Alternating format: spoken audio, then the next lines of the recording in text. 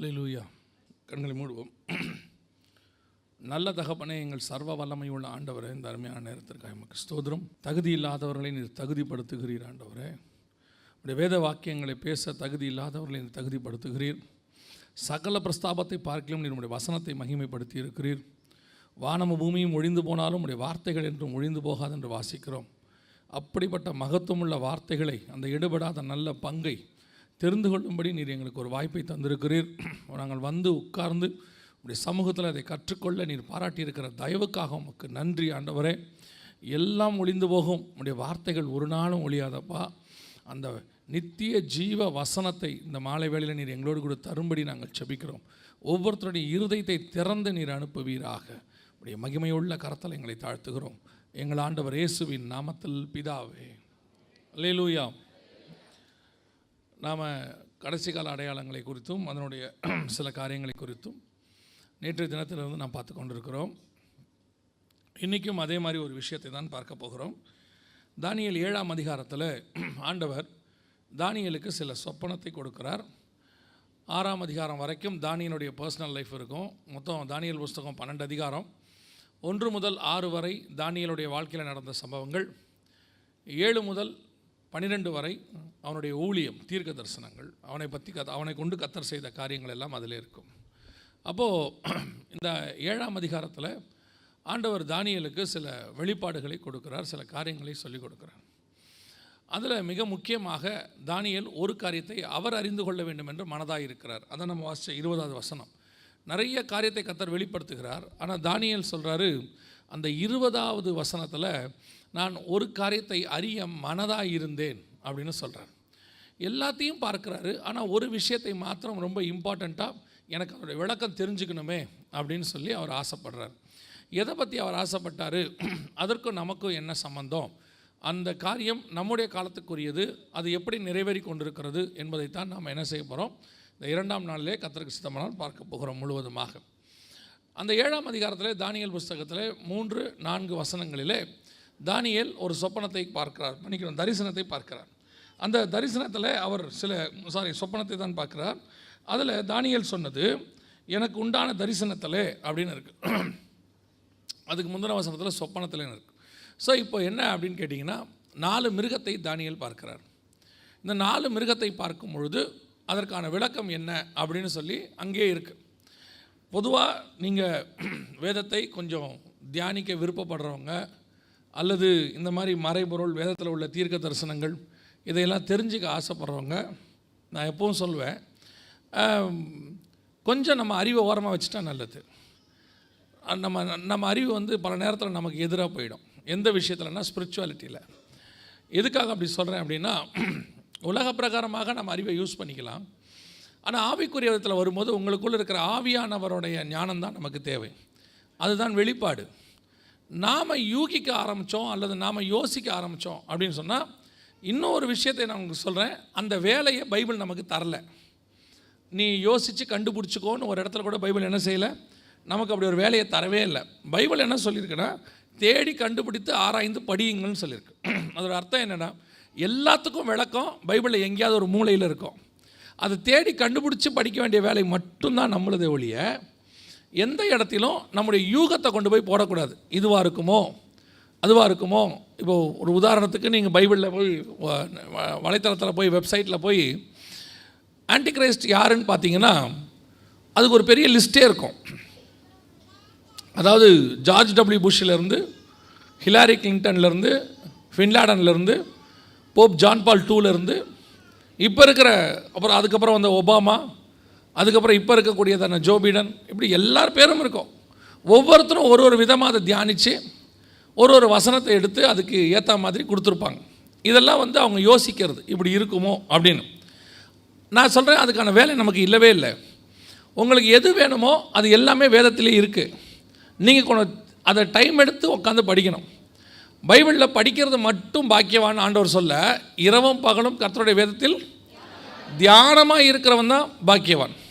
படிக்கிறது நல்லது, படிக்கிறது மட்டும் பத்தாது, அதை நம்ம மெடிடேட் பண்ணணும், தியானம் பண்ணணும். அப்போ தான் வெளிப்பாடுகள் கிடைக்கும், அதில் உள்ள ரகசியம் நமக்கு கிடைக்கும். இன்றைக்கி நம்ம படிச்சுட்டு அப்போ உட்காந்து யூகிக்க தொடங்கிடுறோம், இதுவாக இருக்கும் அதுவாக இருக்கும் அப்படி. ஸோ இப்போ இந்த தானியேல் ஒரு தரிசனத்தை பார்க்கிறார். அதில் பார்த்தீங்கன்னு சொன்னால் மிருகத்தை குறித்து சொல்கிறார். பின்னாடியே அந்த மிருகம்னா என்னங்கிறதையும் அந்த 23வது வசனத்தில் ஆண்டவரே சொல்லிடுறார். அவன் மனதாக இருந்தான், அறிந்து கொள்ள மனதாக இருந்தான். 20ஆம் வசனத்தில், 23வது வசனத்தில் அதுக்கான விளக்கம் கொடுக்கப்படுது. அவன் சொன்னது 4ஆம் மிருகம் பூமியிலே உண்டாகும் 4ஆம். அப்போ மிருகம் என்பது எதை குறிக்கிறது? ராஜ்யத்தை குறிக்கிறது. இட்ஸ் அ கவர்மெண்ட், ஒரு அரசாங்கம். பூமியில் வரக்கூடியதான ஒரு அரசாங்கம். 4 கவர்மெண்ட் வரும். 4வது கவர்மெண்ட்டை பற்றி தான் தானியேல் கேட்குறாரு. அந்த கடைசி கவர்மெண்ட்டை பற்றி தானியேல் கேட்குறாரு. அதான் கடைசி காலத்தில் வர வேண்டிய கவர்மெண்ட். அந்த 4வது மிருகம்னா 4வது ராஜ்யம் அப்படின்னு அர்த்தம். மிருகம் என்பது வெளிப்படுத்தின விசேஷத்தை பொறுத்த வரைக்கும் எப்போவுமே தானியேல் புஸ்தகத்திலும் ராஜ்யத்தை குறிக்கக்கூடியதாக இருக்கிறது. ஆனால் எல்லா மிருகமும் இல்லை, நிறைய மிருகம் இருக்குது பைபிளில். உதாரணமாக வெளிப்படுத்தின விசேஷத்திலே 4 ஜீவன்கள் இருக்குது. ஒன்று கழுகுக்கு ஒப்பாக இருந்தது, ஒன்று காளைக்கு ஒப்பாக இருந்தது, ஒன்று சிங்கத்துக்கு ஒப்பாக இருந்தது, ஒன்று மனுஷ முகமாக இருந்தது. 6ஆம் அதிகாரத்தில் 4 குதிரைகளை பற்றி வருது. அதுவே நீங்கள் 13ஆம் அதிகாரத்துக்கு போயிட்டீங்கன்னா வேறொரு வித்தியாசமான மிருகம் எழும்பி வருகிறது. 12ஆம் அதிகாரத்துக்கு போயிட்டீங்கன்னா சிவப்பான வலு சர்ப்பம் வருகிறது. இப்படி பார்த்தீங்கன்னா ஒவ்வொரு இடத்துலையும் ஒவ்வொரு மிருகம் வரும். ஒவ்வொரு விளக்கம் இருக்குது, அது வேதாகமத்திலே இருக்குது. அதை கொஞ்சம் நீங்கள் தியானித்து நீங்கள் கண்டுபிடிக்கணும், அவ்வளோதான் வேலை. நீங்கள் மட்டும் யூகிக்க மட்டும் செஞ்சிடாதீங்க. இதுவாக இருக்கும் அதுவாக இருக்கும். ஒரு வெள்ளை குதிரை இருக்குது அப்படின்னு சொன்னால் அந்த வெள்ளை குதிரைன்னா அதுக்கான என்ன விளக்கமோ அது பைபிள்லேயே இருக்கும். ஏதாவது ஒரு இடத்துல வெள்ளை கலர் குதிரைங்கிறது இதை குறிக்கும் அதை குறிக்கும், நீங்கள் யோசிக்க வேண்டாம். எதுக்கு சொல்கிறேன்னா, நீங்கள் யோசிச்சிங்கன்னா கண்டிப்பாக தப்பாக தான் இருக்கும், 100%. ஏன்னா நீங்கள் யோசிக்கிறது மாம்சத்தில், கொடுத்துருக்கிறது ஆவியானவர். ஆவிக்கும் மாம்சத்துக்கும் எப்பவுமே என்ன செய்யாது, ஒத்து போகாது. எவ்வளோக்கு எவ்வளவு நீங்கள் மாம்சத்திலிருந்து வெளியே வரீங்களோ அவ்வளோக்கு எவ்வளோ ஆவிக்குள்ளாக மாறுவீர்கள். ஆவிக்குள்ளாக மாறும்போது வெளிப்பாடுகள் கிடைக்கும். பைபிளில் நீங்கள் மாம்சத்தில் யோசிக்க யோசிக்க மாம்சம்தான் வெளிப்படும். அது எதுவாக இருந்தாலும் சரி. நான் சொல்கிறது வெறும் பைபிள் தியானிக்கிறது மட்டும் இல்லை. ஒரு ஆராதனையோ அல்லது ஒரு செய்தி கொடுக்குறதா இருக்கட்டும் அல்லது ஒரு பாட்டு பாடுறதா இருக்கட்டும், மாம்சத்தில் பாடினீங்கன்னா அதனுடைய ரிசல்ட் வேறு, ஆவியில் பாடினீங்கன்னா அதோடைய ரிசல்ட் வேறு. அதனால தான் ஆண்டவர் பாட சொல்லும்போது ஆவியோடும் உண்மையோடும் பாட சொன்னார். ஏன் ஆவியில் பாடணுன்னா, நீ மாம்சத்துலேருந்து வெளியே வந்துடணும்னு அர்த்தம். மாம்சத்தில் பாடினா உன் பாட்டு எடுபடாது, கேட்கறதுக்கு நல்லாயிருக்கும், ஆனால் கிரியை செய்யாது. நீ ஆவியில் பாடினா ஒரு சிலருக்கு அது பிடிக்காது, ஆனால் கிரியை செய்யும். அதுதான் தாவீது பாடுறதுக்கும் நம்ம பாடுறதுக்கும் வித்தியாசம். தாவீது ஆவியில் பாடினதுனால நமக்கு தாவீது குரல் என்னன்னே தெரியாது, எப்படி இருக்குன்னே தெரியாது. அவருக்கு எப்படி நல்லா பாடுவாரா, சுதியோடு பாடுவாரா, கீபோர்டோட பாடுவாரா, இதெல்லாம் தெரியாது. அவரும் இன்ஸ்ட்ருமெண்ட்டோட பாடியிருக்கிறார், ஆனால் குரல் எப்படி இருக்குன்னு தெரியாது. ஒரு உதாரணத்துக்கு சொல்கிறேன். ஃபாதர் பெர்க்மன்ஸ் இருக்கிறாங்க. அவங்க குரல் வந்து ஆஹா ஓஹோன்லாம் கிடையாது, ஆனால் அவங்க பாடினா 1,00,000 பேர் ரட்சிக்கப்படுவான். ஏன்னா குரலில் என்ன இருக்குது, ஆவியானவருடைய வல்லமை இருக்குது. அதே மாதிரி தான் மெசேஜ் கொடுக்கும்போதும் எது கொடுக்கும்போதும் ஆவியில் தான் கொடுக்கணும், மாம்சத்தில் கொடுக்கக்கூடாது. மாம்சத்தில் கொடுத்தீங்கன்னா கேட்கறதுக்கு நல்லாயிருக்கும். அதான் நிறைய பேர் சொல்லுவாங்க, உங்கள் மெசேஜ் ரொம்ப நல்லா இருந்துச்சும்பா, அது வேஸ்ட். புரோஜனமாக இருந்துச்சுங்கிறான் பாருங்க, அதுதான் கரெக்ட். ஆவியானவர் பேசினா அது புரோஜனமாக இருக்கும், மனுஷன் பேசினா நல்லா இருக்கும் கேட்குறதுக்கு. அரசியல்வாதிங்க சிலர் பேசுகிறாங்க, எவ்வளோ அழகாக பேசுகிறாங்க, நம்மளை விட நல்லா பேசுகிறாங்க. ஆனால் அவங்க பைபிள் கூட சொல்கிறேன், சில அரசியல்வாதிலாம் பைபிள் பேசுகிறாங்க, எவ்வளோ அழகாக பேசுகிறாங்க, வசனத்தை எடுத்து பேசுகிறாங்க. நம்மால் கூட வசனத்தில் தடுமாறுறான், அவங்க தடுமாறதே கிடையாது.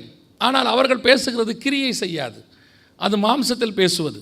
ஆனால் நாம் மேலே ஏறி வசனத்தில் தடுமாறினாலும் சரி, ஆவியில் பேசினோம்னா அங்கே ஒரு கிரியை நடக்கும். அல்லேலூயா.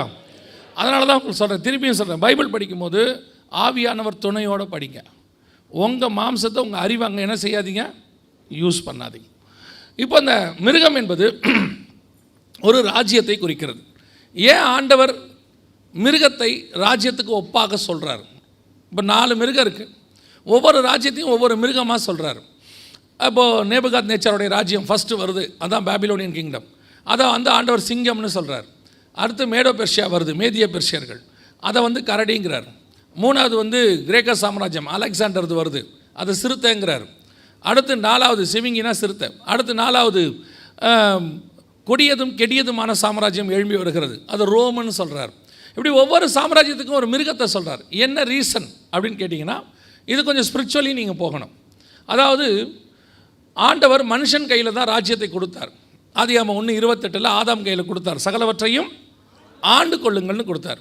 ஆனால் மனுஷன் ராஜ்யத்தை யார் கையில் கொடுத்துட்டான்? மிருகத்தின் கையில் கொடுத்துட்டான்.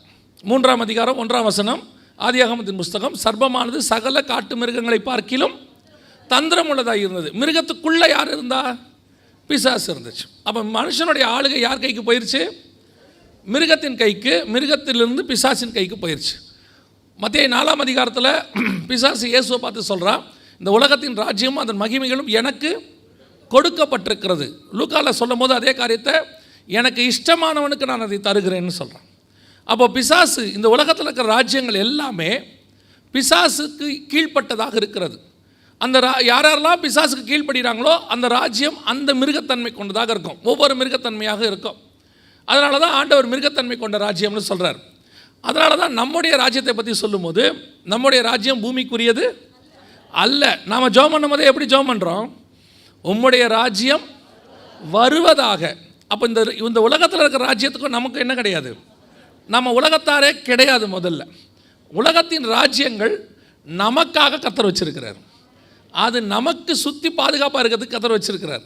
அதுதான் ராஜாக்களை தள்ளி ராஜாக்களை ஏற்படுத்துகிறார். உங்களுக்கு ஒரு உண்மை தெரியணும், இந்த பூமியில் இருக்கிற எந்த ராஜாவாக இருக்கட்டும், இப்போ இருக்கிற அமெரிக்க ஜனாதிபதியாக இருக்கட்டும், ரஷ்ய அதிபராக இருக்கட்டும், இவங்க எல்லாருக்கும் மேலே ஒரு ராஜா உட்காந்துருக்கிறார்.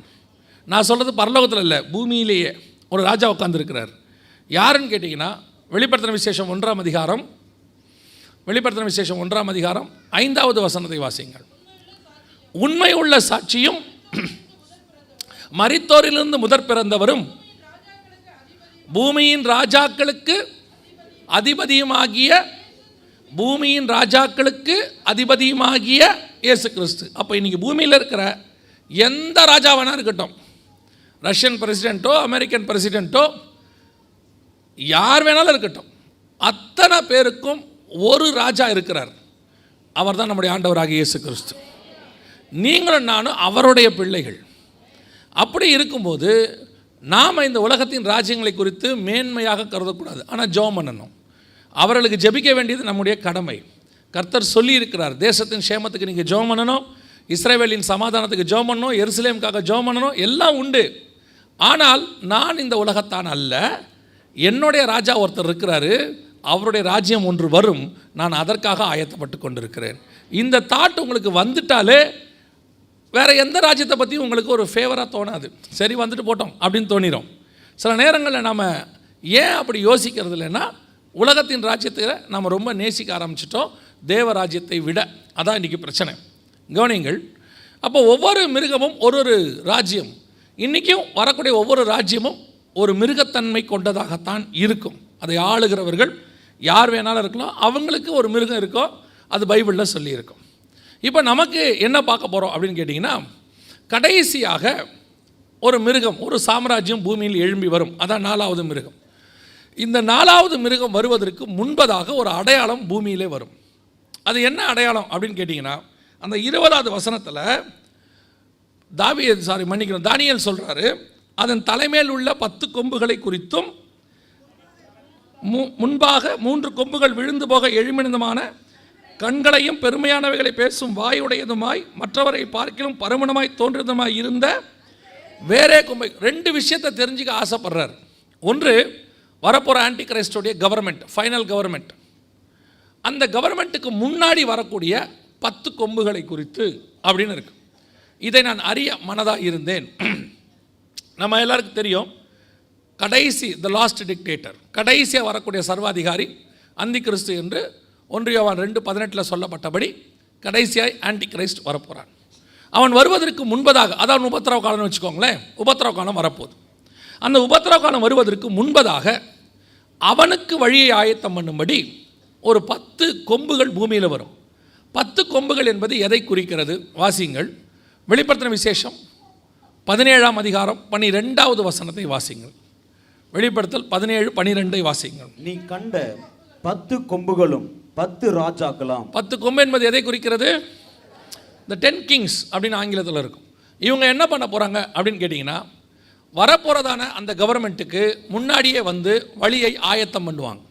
வழியை ஆயத்தம் பண்ணி வல்லமையும் அதிகாரத்தையும் அவன் கையில், அந்த மிருகத்தின் கையில் கொடுப்பாங்க. 13வது வசனம், இவர்கள் ஒரே யோசனை உள்ளவர்கள், இவர்கள் வல்லமையும் தங்கள் அதிகாரத்தையும் மிருகத்தின் கையிலே கொடுப்பார்கள் அப்படின்னு இருக்கு. அப்போ இவங்க முதல்ல வந்து வல்லமையும் அதிகாரத்தையும் என்ன செய்யணும்? முதல்ல ரெடி பண்ணணும். ரெடி பண்ணி அவன் கையில் கொடுக்கணும். இப்போ உதாரணமாக இயேசு வருவதற்கு முன்பதாக யார் வந்தது? யோவான் ஸ்நானகன் வந்து வழியை ஆயத்தம் பண்ணினார். எல்லாத்தையும் ரெடி பண்ணி வச்சார். இயேசு காலம் நிறைவேறினது போது வந்தார். அதே மாதிரி தான் ஆன்டி கிரைஸ்டுடைய ரூல் வர்றதுக்கு முன்னாடி ஒரு 10 பேர் பூமிக்கு வந்து, 10 ராஜாக்கள் வந்து இந்த உலகத்தினுடைய வல்லமை அதிகாரம் எல்லாவற்றையும் ரெடி பண்ணி ஆன்டி கிரைஸ்ட் கையில் ஒப்படைப்பாங்க. எப்படி இயேசு அதுக்கப்புறம் ஊழியம் தொடங்கினார், யோவான் முடிக்கிறாரு, இயேசு ஊழியம் தொடங்கினார். இந்த 10 பேர் அவன் கையில் ஒப்படைச்ச உடனே இவனுடைய கவர்மெண்ட் பூமியிலே தொடங்கும். அது 7 ஆண்டு காலம் இருக்கும் என்று வேதம் சொல்லுகிறது. இப்போ நம்ம கண்ணுக்கு முன்னாடி ஒரு அடையாளம் என்னன்னா, இந்த 10 கொம்புகள் வந்துருச்சுன்னா பின்னாடி ஆன்டி கிரைஸ்ட் கவர்மெண்ட் வரப்போகுதுன்னு அர்த்தம், உபத்திரவ காலம் வரப்போகுதுன்னு அர்த்தம். சரி, அதுக்கும் நமக்கு என்ன சம்பந்தம் அப்படின்னு கேட்டிங்கன்னா, 2 தெசலோனிக்கேயர் 2ஆம் அதிகாரம் 7-8 வசனத்தின்படி, அக்கிரமத்தின் ரகசியம் இப்பொழுதே கிரியை செய்கிறது, ஆனாலும் தடை செய்கிறவன் நடுவிலிருந்து நீக்கப்படும் முன்னே அது வெளிப்படாது அப்படின்னு இருக்கு. அப்போ ஆன்டி கிரைஸ்டோடைய கவர்மெண்ட்டுக்கான காரியங்கள் எல்லாம் பூமியில் ரெடியாக இருக்குது. ஆனால் தடை செய்கிறவன் நடுவிலிருந்து நீக்கப்படும் முன்னே அது வெளிப்படாது. எது தடை செய்து? பரிசுத்த சபை தடை செய்து கொண்டிருக்கிறது. சபையின் காலம் முடிவடைஞ்சா ஆன்டி கிரைஸ்டோடைய கவர்மெண்ட் உபத்திரவ காலம் பூமியிலே வரும். அவன் வந்து உலகத்தை உபத்திரவப்படுத்துவான் என்று சொல்லப்படும். அதான் ஃபைனல். அப்போது இந்த சபை முடிகிற காலமோ ஆன்டி கிரைஸ்ட் தொடங்குகிற காலமோ ஏறக்குறைய ஒரே காலம். முடிஞ்ச அடுத்த நிமிஷம் அவன் தொடங்கிடுவான். அப்போ இந்த 10 பேர் எப்போ வரணும்னு கேட்டிங்கன்னா, சபை பூமியில் இருக்கும் போதே வரணும். வந்து இவங்க ரெடி பண்ணி அவன் கையில் ஒப்படைக்கிறதுக்கும் சபை எடுத்துக்கொள்ளப்படுவதுக்கும் கரெக்டாக இருக்கும். இவங்க எல்லாத்தையும் ரெடி பண்ணி அவங்க கையில் கொடுக்கறதுக்கு ரெடி பண்ணுவாங்க, அவங்க கையில் ஒப்படைப்பாங்க. அது ஒரு நிமிஷத்துக்கு முன்னாடி சபை எடுத்துக்கொள்ளப்பட்டு மேலே போகும். அப்போ இப்போ நமக்கு எது அடையாளம்? யோவான் ஸ்நானகன் வந்துட்டா பின்னாடி இயேசு வரப்போகிறாருன்னு அர்த்தம். இந்த 10 பேர் வந்துட்டாங்கன்னா பின்னாடி யார் வரப்போகிறா? உபத்திரவ காலம் வரப்போகுது அப்படின்னு அர்த்தம். இப்போ நம்ம அந்த 10 பேர் ஒரு அடையாளமாக இருக்கிறார்கள். இயேசு சொன்ன நிறைய அடையாளங்களில் இதுவும் ஒன்று. தானியேல் 7ஆம் அதிகாரத்தில் அதை பற்றி சொல்லப்பட்டிருக்கு. இப்போ இந்த 10 பேர் வந்துட்டாங்களா? எங்கே இருக்கிறாங்க? என்ன பண்ணுறாங்க? இந்த 10 ராஜாக்கள் அப்படிங்கிறவங்க எங்கே இருக்கிறாங்க? எதை பற்றி சொல்லிகிட்டு இருக்கிறாங்க அப்படின்னு கேட்டிங்கன்னு சொன்னால், இப்போ அதை பற்றி தான் நாம் என்ன செய்ய போகிறோம், இந்த 2வது நாளில் பார்க்க போகிறோம். ஏன்னு சொன்னால், இவர்கள் எப்போ தங்கள் வல்லமையும் அதிகாரத்தையும் முழுவதுமாக பெற்று முடிக்கிறாங்களோ அப்பொழுது அவன் கையில் அதை ஒப்படைப்பார்கள். ஏன்னா நம்மளை சுற்றி நிறைய சம்பவங்கள் நடக்குது, நாம் அதை பற்றி கவனிக்கிறதே இல்லை. நமக்கு தேவையான சாதகமான நியூஸை மாத்திரம் படிச்சுட்டு விட்டுறோம். டிவியாக இருக்கட்டும், இன்டர்நெட்டாக இருக்கட்டும், மொபைல் ஃபோனாக இருக்கட்டும், எதில் வேணா இருக்கட்டும், நமக்கு தேவையானதை மாத்திரம் பார்த்துட்டு நம்ம விட்டுறோமே ஒழிய நம்மை சுற்றி நடக்கிற தீர்க்க தரிசன நிறைவேறுதல்களை நாம் பார்க்கிறது இல்லை. இப்போது இந்த 10 கொம்புகளை குறித்து, 10 ராஜாக்களை குறித்து சில காரியங்களை மாத்திரம் நான் இன்றைக்கி 2வது நாளில் சொல்லிவிட்டு முடிக்க விரும்புகிறேன். 2ஆம் உலக யுத்தம் முடிந்த பிறகு 1943 after the second world war முடிந்த பிறகு இங்கிலாந்தினுடைய பிரதமராக இருந்தவர் பேர் வின்ஸ்டன் சர்ச்சில். வின்ஸ்டன் சர்ச்சில் என்ன பண்ணார்? ஃபஸ்ட்டு வேர்ல்டு வாருக்கும் யூரோப்பியன் கண்ட்ரிஸ் தான் காரணம், ஆஸ்திரியாவும் ஜெர்மனியும். செகண்ட் வேர்ல்டு வாருக்கும் யூரோப்பியன் கண்ட்ரிஸ் தான் காரணம், ஜெர்மனியும் போலாண்டும். ஸோ அவர் என்ன பண்ணுறாரு? வேர்ல்டு வார் முடிஞ்ச உடனே இந்த யூரோப்புக்குள்ளே ஒரு வார் தொடங்கினா அது வேர்ல்டு வாராக மாறிடுது. ஸோ இந்த வேர்ல்டு வாராக மாறாமல் இருக்கிறதுக்கு நம்ம இந்த யூரோப்புக்குள்ளே ஒரு ஐக்கியத்தை கொண்டு வரணும், ஒருத்தரை பற்றி டிபெண்ட் பண்ண மாதிரி மாற்றிடணும், அப்போ தான் ஒருத்தர் அடிச்சுக்க மாட்டாங்க அப்படின்னு சொல்லி 1949 வின்ஸ்டன் சர்ச்சில், யார் வின்ஸ்டன் சர்ச்சில்னால் அவர் தான் நமக்கு சுதந்திரம் கொடுத்தவங்க 1947. அவர் என்ன பண்ணுறாரு? யூரோப்பியன் எக்கனாமிக்கல் கமிட்டி அப்படின்னு ஒன்று உருவாக்குறார், இஇசி அப்படின்னு பேர். இந்த இஇசி அப்படின்னா ஐரோப்பா பொது சந்தை மாதிரி, அது யூரோப்பியன் எக்கனாமிக்கல் கமிட்டி அப்படின்னு சொல்லி ஆரம்பிக்கும் போது 6 பேர், அப்புறம் 9 பேர், அப்புறம் 10 பேர். 1951 10 பேர். 10 பேர் ஆன உடனே வின்ஸ்டன் சர்ச்சில் சொன்னார், இனிமேட்டு இந்த 10 பேருங்கிற இந்த அமைப்பு எக்ஸ்பேண்ட் ஆகும், மற்ற நாடுகள் வந்து சேர்ந்து கொள்ளலாம், ஆனால் இந்த 10 பேர் தான் தலைமை, இவங்க தான் தலைமையாக இருப்பாங்க. இவங்க தான் வீட்டோ பவர் அப்படின்னு சொல்லி. அந்த நாடுகளுக்கு பேர் பார்த்தீங்கன்னு சொன்னால் வெஸ்டர்ன் யூரோப்பியன் யூனியன் அப்படின்னு பேர். இங்கே இருக்கு பாருங்கள், இதான் அந்த நாடுகள், வெஸ்டர்ன் யூரோப்பியன் யூனியன் அப்படின்னு பேர்.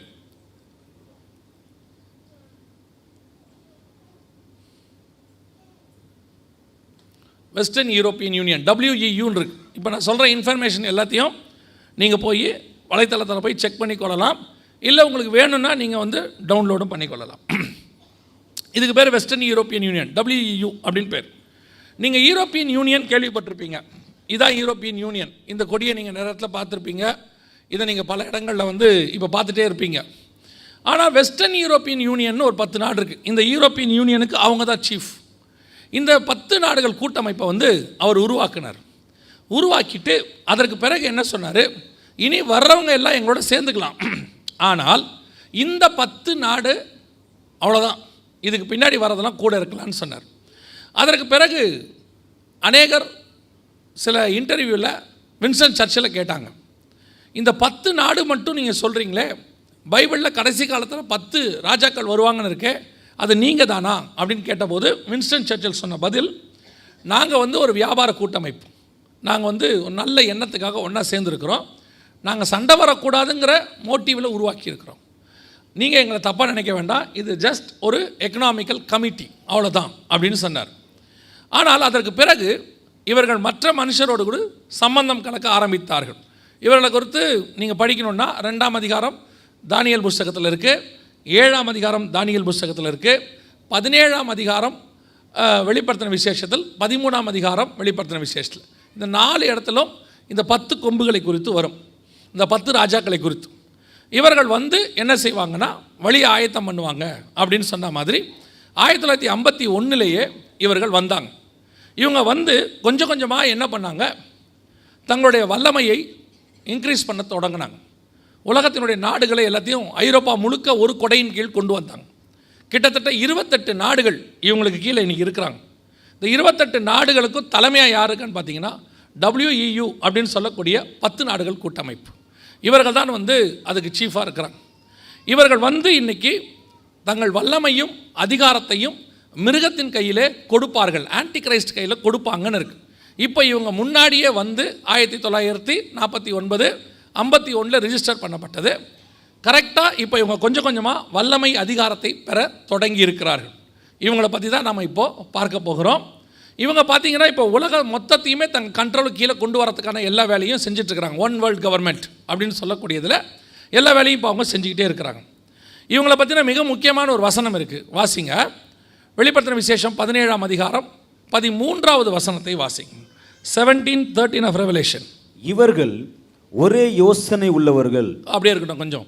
இவர்கள் ஒரே யோசனை உள்ளவர்கள், ஒன் மைண்ட், ஒரே யோசனை உள்ளவர்கள் அப்படின்னு இருக்கு. அதுக்கு ஒரு அடையாளமாக இவங்க என்ன பண்ணாங்க அப்படின்னு பார்த்தீங்கன்னு சொன்னால் 2000வது வருஷத்தில் மிக முக்கியமாக ஒரு வேலையை செய்தார்கள். என்னன்னு கேட்டால் யூரோ அப்படின்னு ஒரு கரன்சியை கொண்டு வந்து உலகத்தில் இம்ப்ளிமெண்ட் பண்ணாங்க, இன்ட்ரடியூஸ் பண்ணாங்க. யூரோனா என்ன அப்படின்னு கேட்டிங்கன்னு சொன்னால், இப்போ நீங்கள் இந்தியாவை எடுத்துக்கோங்க. இந்தியாவில் வந்து ருப்பீஸ் நம்ம வச்சுருக்கிறோம் பண மதிப்பு. அதே மாதிரி பாகிஸ்தான்லேயும் ருப்பீஸ் இருக்குது, ஸ்ரீலங்காலேயும் ருப்பீஸ் இருக்குது. இப்போ இந்த 3 நாட்டையும் ஒன்றா சேர்த்து ருப்பீஸ் கொண்டு வந்து ஒரே மதிப்பாக கொண்டு வர முடியுமானா முடியாது, ஒத்துக்க மாட்டோம். ஏன்னா நம்மளை விட பாகிஸ்தான் மதிப்பு குறைவு, பாகிஸ்தானை விட ஸ்ரீலங்கா மதிப்பு ரொம்ப குறைவு. இப்போ அவங்க வந்து நம்ம கூட சேரணும்னு நினச்சா கூட நாம் என்ன செய்ய மாட்டோம், ஒத்துக்க மாட்டோம். ஆனால் 3 பேருக்கும் ஒரே பேர் தான், ஒரே பணம் தான். இன்னும் சொல்ல போனால் கிட்டத்தட்ட இந்த 3 நாடுகளும் பல 100 வருஷங்களாக பக்கத்து பார்டரில் இருக்குது. ஆனால் இந்த ஐரோப்பாவில் இருக்கிற 28 நாடுகளும் ஒரே கரன்சி. இதுக்கு முன்னாடி அவங்ககிட்ட 2000வது வருஷத்துக்கு முன்னாடி வரைக்கும் ஒவ்வொரு நாட்டுக்கும் ஒரு கரன்சி இருந்துச்சு. இப்போ ஃப்ரான்ஸுக்கு ஃப்ராங்க்னு இருந்துச்சு, ஜெர்மனிக்கு வந்து மார்க்னு இருந்துச்சு, இட்டாலிக்கு ரூஃபுல்னு இருந்துச்சு. இப்படி பல நாடுகளுக்கு வந்து பல பண மதிப்பு இருந்துச்சு, பல பெயர்கள் இருந்துச்சு. எல்லாத்தையும் ஒரே நாளில் இவங்க என்ன பண்ணிட்டாங்க அப்படின்னு கேட்டிங்கன்னு சொன்னால் ஒழிச்சிட்டு 2000வது வருஷம் முடியும் போது இவர்கள் ஒரே யோசனை உள்ளவர்களாக யூரோ அப்படிங்கிற ஒரு கரன்சியை கொண்டு வந்தாங்க. இந்த கரன்சி இவர்கள் ஒரே யோசனை உள்ளவர்கள் என்பதற்கான ஒரு அடையாளம். இப்போ நீங்கள் ஐரோப்பா முழுக்க, யூரோப் அந்த கான்டினென்ட் முழுக்க நீங்கள் ட்ராவல் பண்ணிங்கனாலும் ஒரே கரன்சி தான். இந்த ஒரு கரன்சியை வச்சுக்கிட்டு நீங்கள் எங்கே வேணாலும் ட்ராவல் பண்ணிடலாம். ஆல் ஓவர் யூரோப் நீங்கள் வந்து ட்ராவல் பண்ண முடியும். ஒரே கரன்சி. இது ஒன்று மட்டும் இல்லை, இவங்களுக்கு மத்தியில் ஒரே விசா தான். இப்போ நம்ம எடுக்கிறது இருந்தால் ஒரே விசா, ஷெங்கன் விசான்னு பேர். நீங்கள் எடுத்துட்டிங்கன்னா இந்த 28 நாட்டுக்கு நீங்கள் எங்கே வேணாலும் போகலாம்.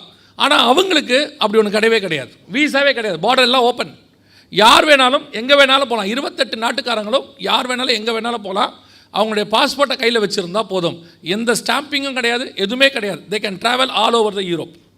இவங்களுக்குள்ள ஒரே விதமான எல்லா சட்டம், ஒரே லா, ஒரே பார்லிமெண்ட் எல்லாம் வந்துருச்சு. ஒரே யோசனை உள்ளவர்கள். இது சாத்தியமாக கொஞ்சம் யோசித்து பாருங்கள். 2000 வருஷத்துக்கு முன்னாடி வரைக்கும் சாத்தியமா? இது மற்ற நாடுகளில் சாத்தியமாக பாருங்கள். தெற்காசிய நாடுகள்னு 8 நாடு இருக்குது, சார்க்குன்னு சொல்லுவாங்க. இவங்களுக்குள்ளேயே இந்த ஒன்னஸ் உங்களால் கொண்டு வர முடியாது. இப்போ நீங்கள் பிரிக்ஸ்ன்னு சொல்லுவாங்க, அதாவது பிரேசில், ரஷ்யா, இந்தியா, சைனா அப்படின்னு சொல்லக்கூடிய நாடுகள்லாம் சேர்ந்துருக்கு. ஒரு 7 நாடுகள் 8 நாடுகள் இருப்பாங்க. இந்த நாடுகளுக்குள்ளேயே பார்த்தீங்கன்னா ஒத்துமை இருக்காது. அப்பப்போ ஒருத்தர் ஒவ்வொன்றும் சொல்லுவாங்க, பிச்சுப்பாங்க. ஆனால் இந்த 28 நாடும் ஒரே மைண்ட், ஒன் மைண்ட், ஆண்டவர் சொன்னபடி. இந்த நாடுகளில் பார்த்தீங்கன்னு சொன்னால் 2ஆம் அதிகாரம் தானியேல் புஸ்தகத்தில் இவங்களை பற்றி சொல்லும்போது 41வது வசனத்திலிருந்து 44வது வசனம் வரைக்கும் இரும்பும் களிமண்ணும் அப்படின்னு இவங்களை பற்றி சொல்லப்பட்டிருக்கு.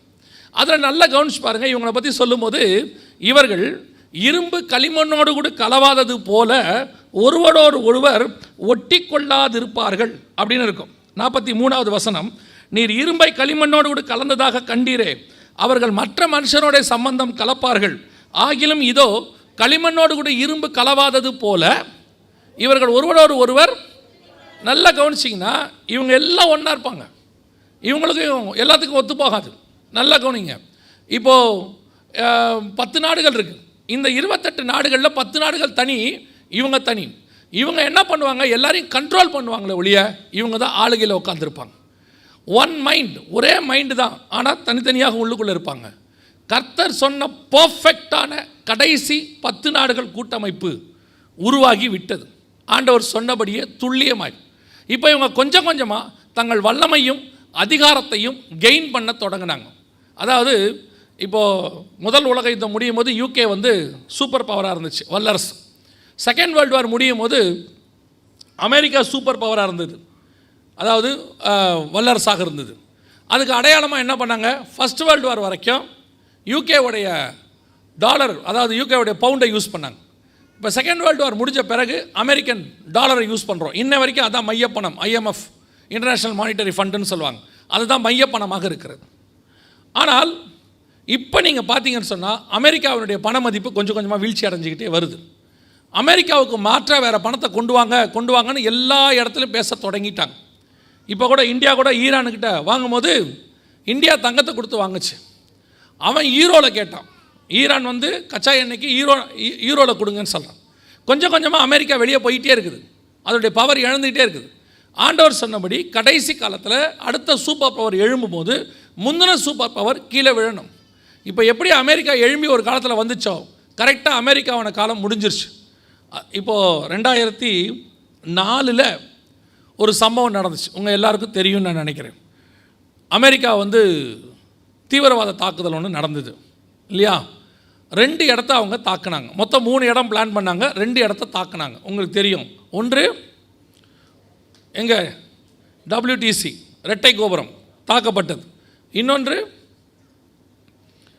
உங்களுக்கு பென்டகன், அமெரிக்காவுடைய இராணுவ தளவாடம் மையப்பகுதி ஹெட் குவார்ட்டர்ஸ் தாக்கப்பட்டது.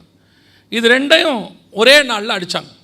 இதை பிபிசியில் காட்டிகிட்டு இருக்கிறாங்க. உட்காந்து பார்த்துட்டு இருக்கும்போது ஆவியானவர் உணர்த்தினது என்னென்னா, அமெரிக்காவினுடைய சின்னம் கழுகு. அமெரிக்கா உயர பறக்கிறதுக்கு அதுதான் காரணம். 2 செட்டைகள் தான் கழுகுக்கு எப்பவுமே காரணம். அதே மாதிரி ஒரு நாடு உயர போகிறதுக்கு 2 காரணம் சொல்லுவாங்க. ஒன்று பணபலம், இன்னொன்று படைபலம். இங்கே அமெரிக்காவுடைய தாக்குதலில் 2 இடம் ஒரே நாளில் அடிக்கப்பட்டது. படைபலத்துக்கு அடையாளமாக பென்டகனும், பணபலத்துக்கு அடையாளமாக WTC உலக வர்த்தக மையம், வேர்ல்ட் ட்ரேட் சென்டர், 2ம் ஒரே நாள் கீழே விழுந்துச்சு. அதை பார்க்கும்போது ஆண்டவர் சொன்னார், வல்லரசுக்கான வேலையை அமெரிக்காவுக்கு முடிச்சாச்சு. நல்லா தெரிஞ்சுக்கொள்ளுங்க, ராஜாக்களை தள்ளி ராஜ்யங்களை உருவாக்குறவர் கர்த்தர். கர்த்தருடைய பாதுகாப்பு இருக்கிற வரைக்கும் தான் ஒரு ராஜ்யம் நிற்கும். எப்பேற்பட்ட ராஜ்யமாக இருந்தாலும் கர்த்தருடைய கரம் எடுத்துட்டாருன்னா அந்த ராஜ்யபாரம் கீழே விழும். யாராக இருந்தாலும் நேபுகாத் நேச்சாராக இருந்தாலும் சரி, அந்த நிமிஷம் அந்த வார்த்தை நான் கட்டிய மகாபாபிலோன் என்று அவன் சொல்லுகிற பட்சத்தில் அந்த நாளிலே அவனுடைய ராஜ்யபாரம் கீழே விழுந்தது. ஒரே நாளில் எகிப்திய சாம்ராஜ்யம் கீழே விழுந்தது. இதெல்லாம் நம்ம பைபிளில் படிச்சுக்கிட்டே இருக்கிறோம். இன்றைக்கி நம்ம கண்ணுக்கு முன்னாடி 2 சாம்ராஜ்யங்கள் விழுந்ததை நம்ம பார்த்துருக்குறோம். ஒன்று இங்கிலாந்து, அதாவது பிரிட்டிஷ் எம்பையர், சூரியன் அஸ்தமிக்காத சாம்ராஜ்யம்னு சொல்லுவாங்க. அந்த அளவுக்கு முழு உலகத்தை ஆண்டுகிட்டு இருந்தாங்க. கர்த்தருக்கு விரோதமாக ஒரு காரியம் செஞ்சாங்க. அதுக்கு பிறகு இங்கிலாந்து இன்னைக்கு 4 நாடுகளுக்குள் சுருங்கி இருக்கிறது. யுனைடெட் கிங்டம், யூகேன்னு மாறிடுச்சு. அன்றைக்கி உலகம் முழுக்க இருந்தது. கர்த்தருக்கு விரோதமாக செஞ்ச ஒரே ஒரு காரியம், முழுவதுமாக கர்த்தர் தேசத்தை கைவிட்டார். வல்லரசு போச்சு. யோசித்து பாருங்கள், ஒரு 80 வருஷத்துக்கு முன்னாடி, 100 வருஷத்துக்கு முன்னாடி அவங்க தான் உலகத்தினுடைய சூப்பர் பவர். அடுத்த 10 வருஷத்தில் அவங்க இல்லை. அவங்களுக்கு மாற்று ஆண்டவர் கொண்டாண்டார் அமெரிக்கா. 80 வருஷமாக அமெரிக்கா சூப்பர் பவர். இன்றைக்கி அமெரிக்கா சூப்பர் பவர் கிடையாது, விழுந்துச்சு. எப்போவுமே தெரிஞ்சுக்கொள்ளணும், கர்த்தருடைய பாதுகாப்பு இருக்கிற வரைக்கும் தான் நமக்கு பாதுகாப்பு. அது வல்லரசுக்கே அந்த நிலைமைனா உங்கள் நிலைமை என் நிலைமை என் நினச்சி பாருங்கள். நம்மக்கிட்ட இருக்கிற படிப்பையோ பணத்தையோ அந்தஸ்தையோ அல்லது நமக்கு இருக்கிறதான மக்கள் பலத்தையோ அல்லது நம்மக்கிட்ட இருக்கிறதான இன்ஃப்ராஸ்ட்ரக்சரையோ எல்லாத்தையும் பார்த்துட்டு எனக்கு ஒன்றும் ஆகாது அப்படின்னு நீங்கள் நினச்சிங்கன்னா ரொம்ப கஷ்டம். கர்த்தர் எப்பேற்பட்ட சாம்ராஜ்யங்களையும் கீழே தள்ளுவதற்கு வல்லமை உள்ளவராக இருக்கிறார். பெரிய பெரிய பணக்காரனெல்லாம் நாட்டை விட்டு ஓட விட்டுருவார். எல்லாம் இருக்கும், நாட்டுக்குள்ளே இருக்க விட மாட்டார். கர்த்தர் நினச்சாருன்னா அதையும் செய்வார். எல்லாருக்கிட்டையும் பணம் இருக்கும், எல்லாருக்கும் ஆட்சியில் கூட உட்காந்துருப்பாங்க, ஆளை விட மாட்டார், சாவடிச்சு விடுவார். கர்த்தருடைய கரத்தில் இருக்கிற வரைக்கும் தான் மரியாதை. பெருமையாக வீண் பேசணும், தொலைஞ்சோம், யாராக இருந்தாலும் சரி. அது ராஜாக்களுக்கு பொருந்தும்னா அதை விட முதல்ல நமக்கு தான் அது பொருந்தும். ஏன்னா நியாய தீர்ப்பு தேவனுடைய வீட்டில் தொடங்கும் காலமாக இருக்கிறது. உங்களுடைய படிப்போ பணமோ அந்தஸ்தோ எல்லாம் கர்த்தர் கொடுத்தது. ஆனால் இந்த இடத்துல நீங்கள் உட்கார்ந்துருப்பதுக்கு கர்த்தருடைய கிருபை மட்டும் காரணம். இன்னும் நான் சொல்லுவேன், உங்களை விட நிறைய டேலண்ட் உள்ளவங்க எத்தனையோ பேருக்கு கிடைக்காத இடத்துல கர்த்தர் உங்களை உட்கார வச்சிருக்கிறார். அது கர்த்தருடைய கிருபை. ஆடு மேய்க்கிறவனை ராஜாவாய் மாற்றினது கர்த்தருடைய கிருபை. அதனால தான் அவன் கடைசி வரைக்கும் கர்த்தரை எனக்கு முன்பாக வச்சிருக்கிறேன்னு சொன்னான். அதுக்கு அடுத்து வந்தவன் ஞானத்தை நம்பினா விழுந்து போனான். அவனுடைய ஞானத்தை அவன் நம்பினா முடிஞ்சிச்சு. இதான் அமெரிக்காவுடைய இன்றைக்கி நிலைமை. எங்களை ஒன்றும் பண்ண முடியாதுன்ட்டு கர்த்தருக்கு விரோதமாக எத்தனை காரியம். நமக்கு தான் அமெரிக்கா அமெரிக்கா அப்படியே சோதோமை வந்து லோத்து பார்க்கும்போது அது எப்படி இருந்துச்சான்னு தெரியுமா? தேவனுடைய தோட்டத்தை போலவும் எகிப்தை போலவும் இருந்தது. ஏன்னா அன்றைக்கி எகிப்து தான் சூப்பர் பவர். இன்றைக்கி அமெரிக்கா மாதிரி அன்றைக்கி எகிப்து. அப்படியே எல்லாருக்கும் எகிப்துன்னு இருக்காங்க. உள்ளே போனால் சோதோம். ஒரு நாள் சோதோம் ஒரே நாள் ராத்திரி க்ளோஸ். அதே மாதிரி தான் அமெரிக்கான்னு இன்றைக்கி எல்லாருக்கும் ஒரு காலத்தில். ஆனால் இன்றைக்கி அமெரிக்காவை கர்த்தர் கைவிட்டார். நான் சொல்லலை, அங்கே இருக்கிறவங்களே சொல்கிறாங்க. பாபிலோனுக்கு கர்த்தர் நியாயம் தீர்ப்பது உண்மை என்றால் அமெரிக்காவுக்கு நியாயம் தீர்ப்பார்னு அங்கே இருக்கிற ஊழியக்காரரை சொல்கிறார். ஏன்? அத்தனை அருவறுப்புகளும் அங்கே அரங்கேற்றப்பட்டு விட்டது. எப்படி? அஃபீஷியலாக எல்லாத்தையும் செஞ்சு முடிச்சாச்சு. ஸோ கர்த்தருடைய கரம் அமெரிக்கா விட்டு விலகினது. இப்போ அடுத்த சூப்பர் பவர் எழும்ப போகுது. அதுக்கு தான் 2000வது வருஷத்துலேயே ஆண்டவர் யூரோவை எழும்ப பண்ணினார். ஒரு சாம்ராஜ்யம் விழும்போது அடுத்த சாம்ராஜ்யம் எழும்பும். இன்றைக்கி நீங்கள் போய் பாருங்கள், முதல் 3 இடத்துக்குள்ளே யூரோ வந்துருச்சு. அமெரிக்காவுடைய டாலருக்கு அப்புறம், பவுண்டுக்கு அப்புறம் இப்போ எது வந்து நிற்கிதுன்னு கேட்டிங்கன்னா யூரோ வந்து நிற்கிது. அமெரிக்காவுடைய டாலர் ஒன்றுமே கிடையாது. அவங்க 36 லட்சம் கோடிக்கு மேலே கடனில் இருக்கிறாங்க. ஸோ அவங்க கொஞ்ச காலம் அப்படி ஆண்டவர் சொல்வார், அடிமரம் மாத்திரம் விட்டு வையும்பார். அதனால் விட்டு வச்சிருக்கிறார் ஆண்டவர். இப்போவும் அடுத்த சாம்ராஜ்யம் எழும்புவதற்கான எல்லாம் ரெடி ஆகிருச்சு. ஒரே யோசனை உள்ளவர்கள் வந்துட்டாங்க. அதில் அவங்க தங்கள் வல்லமையும் அதிகாரத்தையும் மிருகத்தின் கையிலே கொடுப்பார்கள் இருக்கு. வல்லமை என்பது பணபலம், அதிகாரம் என்பது படைபலம். அவங்களுடைய அதிகாரம் எந்த அளவுக்கு இருக்குது? இப்போது நம்மக்கிட்ட வந்துட்டு அரசியல் அதிகாரம் அப்படின்னு சொல்கிறோம். அந்த மாதிரி அவங்க பதவி, அதுதான் இராணுவம்.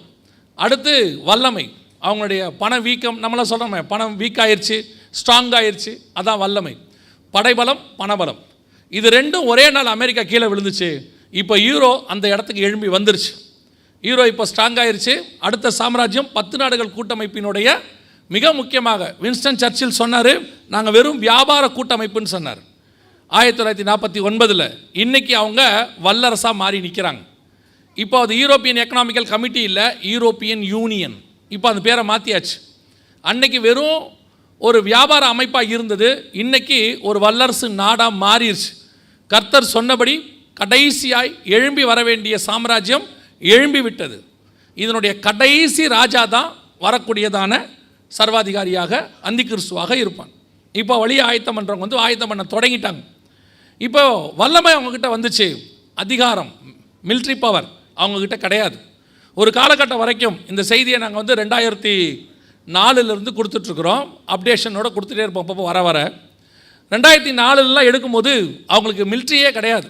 அவங்களுக்கு மிலிட்ரி யார் கேட்டிங்கன்னா, அவங்களுக்கு பாதுகாப்பு யாருன்னா முழுக்க முழுக்க அமெரிக்கா தான் பாதுகாப்பு. இவங்க அமெரிக்காவுடைய இராணுவத்துக்கு காசு கொடுப்பாங்க. ஐரோப்பாவில் ஒரு 3-4 நாடுகள் இருக்குது, அவங்க மட்டும்தான் இராணுவத்தில் வந்து ரொம்ப ஸ்ட்ராங். ஒன்று இட்டாலி, இன்னொன்று ஃப்ரான்ஸ், ஜெர்மனி, இவங்க தான் ரொம்ப ஸ்ட்ராங்காக இருப்பாங்க. அதில் இருக்க மிச்சம் 25 நாடுகளை பார்த்திங்கன்னா இராணுவமே கிடையாது. நிறைய நாட்டுக்கு இராணுவமே கிடையாது. சைப்ரஸ் கிடையாது, லக்சம்பர்க் கிடையாது, நெதர்லாண்டு கிடையாது, அவங்களுக்குலாம் இராணுவமே கிடையாது. ஸோ இவங்க எல்லாருக்கும் பாதுகாப்பு அமெரிக்காவாக இருந்துச்சு. அமெரிக்காவுக்கு பணம் கொடுத்துட்டு இருந்தாங்க. அந்த காலத்திலேருந்தே ஒரு வல்லமை அதிகாரம் அவங்ககிட்ட வரணும்னா ஒரு மிலிட்ரி பவர் வரணும். அவங்க மிலிட்ரி பவர் உருவாக்குவாங்க. அமெரிக்காவுடைய மிலிட்ரி இருக்குது, அது 1789 இருக்குது. ஆனால் செகண்ட் வேர்ல்டு வார் முடிஞ்ச உடனே ஒரே ஒரு குண்டு போட்டார், 2 குண்டு ஹிரோஷிமா நாகசாக்கியில். அவங்க வல்லரசாக மாறிட்டாங்க. திடீர்னு அமெரிக்கா வெளியே வந்துச்சு. இன்னும் சொல்லப்போனால் செகண்ட் வேர்ல்டு வாரில் அமெரிக்கா ஃபஸ்ட்டு ஈடுபடவே இல்லை, கடைசியாக தான் உள்ளே வந்துச்சு. அதே மாதிரி தான் இந்த யூரோப்பா யூனியனும். இப்போ ஒன்றுமே இல்லாத மாதிரி இருக்குது. திடீர்னு பார்த்தீங்கன்னா இப்போ ரீசெண்டாக மிலிட்ரி உருவாக்கிட்டாங்க. திடீர்னு மிலிட்ரி, எங்களுக்கும் ஒரு மிலிட்ரி வேணும். இப்போ நீங்கள் ரஷ்யா உக்ரைன் பிரச்சனை பார்த்துக்கிட்டே இருக்கிறீங்க இல்லையா? இந்த ரஷ்யா உக்ரைன் பிரச்சனையை ஏன் ஆண்டவர் எழுப்பி விட்டுருக்கிறாரு, ஏன் அனுமதி கொடுத்துருக்கு? ஆண்டவர் எழுப்பில் அனுமதி கொடுத்துருக்கிறார். எதனால் அனுமதி கொடுத்துருக்கிறாரு அப்படின்னு கேட்டிங்கன்னு சொன்னால், கடைசி வல்லரசு எழும்பணும், அவங்க இராணுவத்தை உருவாக்கணும். இப்போ ரஷ்யா வந்து ஐரோப்பாக்குள்ளே இருக்கிற நாடுகளை மிரட்டுது. இப்போ ஃபின்லாண்டாக இருக்கட்டும், ஸ்வீடனாக இருக்கட்டும், உக்ரைனாக இருக்கட்டும், எல்லாத்தையும் மிரட்டுறாங்க. அப்போ ஏன் எங்களுக்கு ஒரு இராணுவம் இல்லை, அதனால தான் இது நடக்குதுன்னு சொல்லி இப்போ அவங்க ஒரு இராணுவத்தை உருவாக்கிட்டாங்க, ஆக்கிட்டு இருக்கிறாங்க. கொஞ்சம் கொஞ்சமாக அதுக்கான இன்ஃப்ராஸ்ட்ரக்சர்ஸ் எல்லாம் ரெடி பண்ணுறாங்க. அமெரிக்கா சொல்லுது நான் பாதுகாப்பாக இருப்பேன்னு. ஜெர்மனியோடைய சான்சலர் சொல்கிறாரு, எத்தனை நாளைக்கு நான் உங்களே நம்ப முடியும், எங்களுக்குன்னு ஒரு இராணுவம் வேணும்ன்ட்டு இப்போ இராணுவத்தை உருவாக்குவதற்கான எல்லா வேலைகளையும் செய்ய தொடங்கி விட்டார்கள். European union third world war ஒன்று வரும், கண்டிப்பாக வரும், நிச்சயம் வரும், வேதத்தின் படி. இதெல்லாம் பைபிளில் உள்ளது. நாங்கள் நேற்றே உங்களுக்கு சொன்னோம், ரெகுலராக நீங்கள் கேட்குற செய்திகள் ஒன்று இருக்கிறது, அது உங்களுடைய ஆசீர்வாதத்துக்கு என்று சொல்லப்படுகிற செய்தி, அதுவும் தேவை.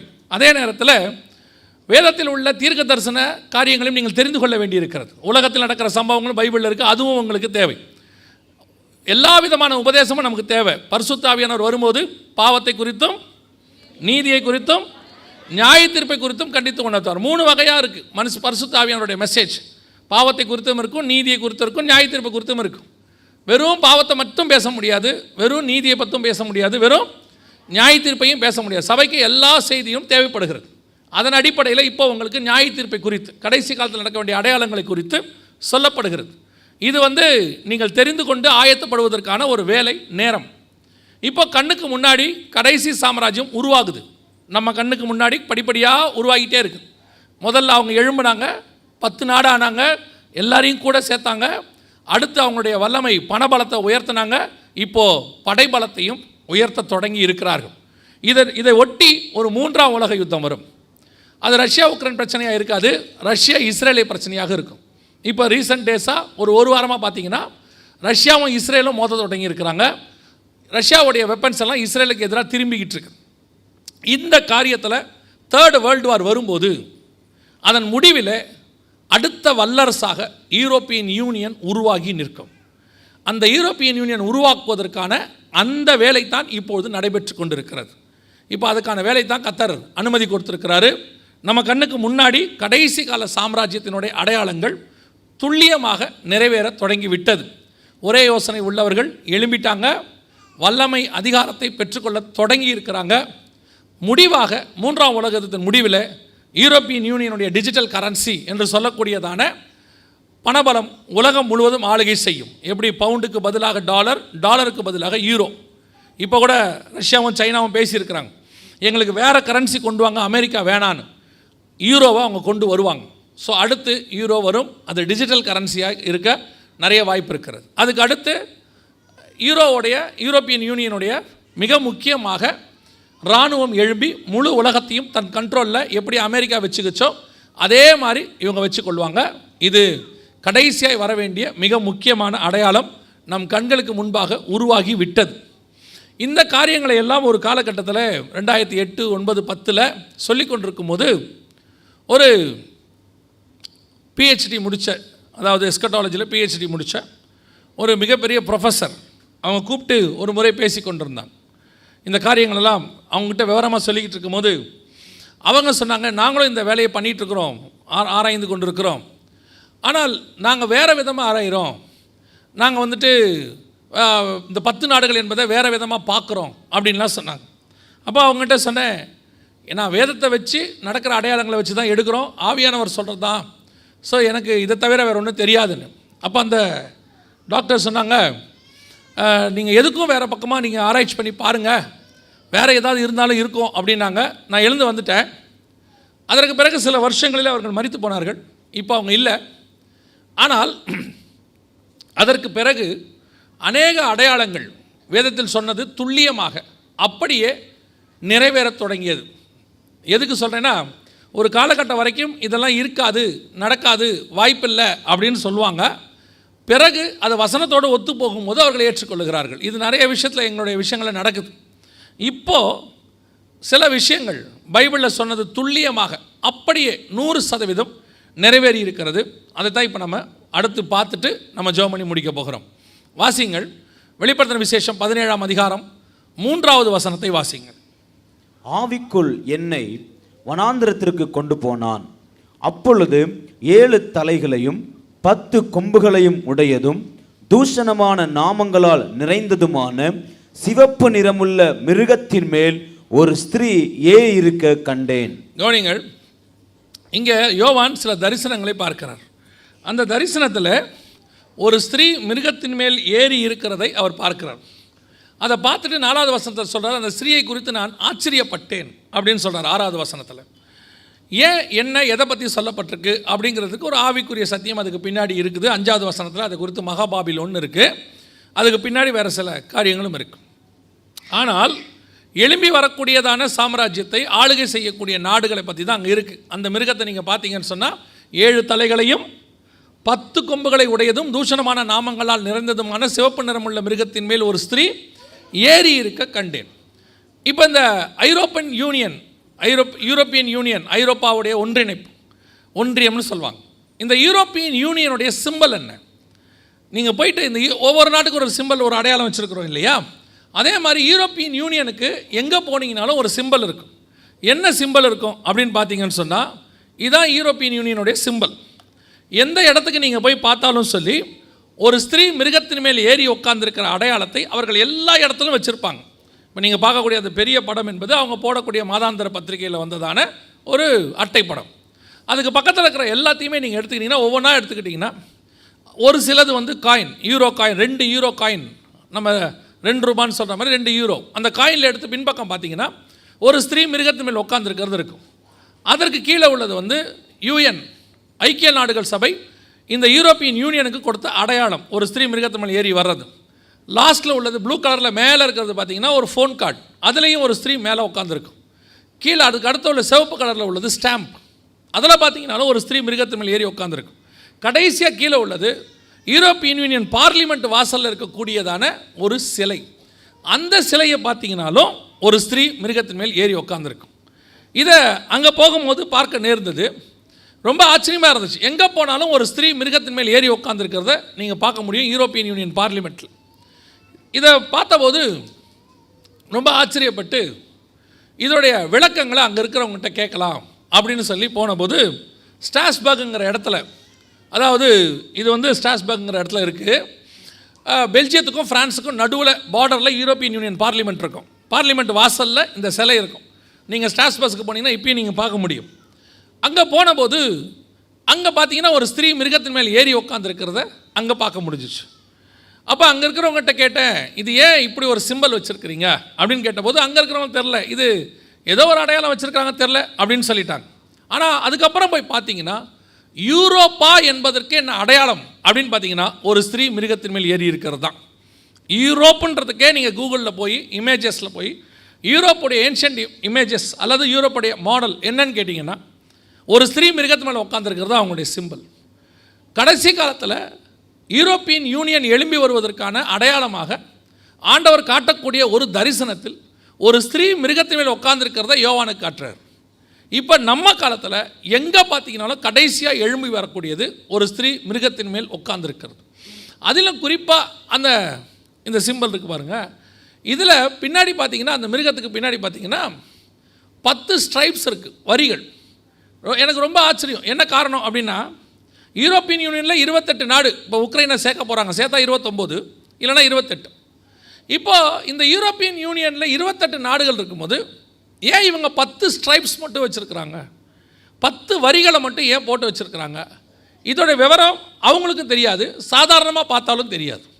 ஆனால் பைபிளில் உள்ள சில ரகசியங்களை அல்லது சில வசனங்களை நீங்கள் படிச்சிங்கன்னா மட்டும்தான் இந்த விவரம் நமக்கு தெரியும். ஒரு ஸ்திரீ மிருகத்தின் மேல் ஏறி இருக்க கண்டேன். வேதம் சொல்லக்கூடிய தீர்க்க தரிசனம் துல்லியமாய் நிறைவேறிடுச்சு. நீங்கள் எங்கே போனாலும் இதை நீங்கள் பார்க்க முடியும். 2 ரூபா காயினில் பார்க்க முடியும். எந்த பார்லிமெண்ட்டுக்கு போனாலும் நீங்கள் பார்க்கலாம். அதாவது இந்த யூரோப்பியன் பார்லிமெண்ட் வந்து இந்த 28 நாட்டிலையும் அங்கங்கே ஒன்று இருக்கும், எல்லா நாட்டிலையும். எந்த பார்லிமெண்ட்டுக்கு போனீங்கனாலும் இதை நீங்கள் ஒரு ஸ்திரீ மிருகத்தின் மேல் ஏறி உட்காந்துருக்கிற சிலையை எல்லா இடத்துலையும் பார்க்க முடியும். ஒரு முறை ஒரு ஊழியர் இந்த செய்தியை கேட்டு முடிச்சுட்டு அவர் சொன்னார், பல முறை நான் ஐரோப்பாவுக்கு போயிருக்கிறேன், நான் இந்த மாதிரி சிலையை நிறைய பார்த்துருக்குறேன்.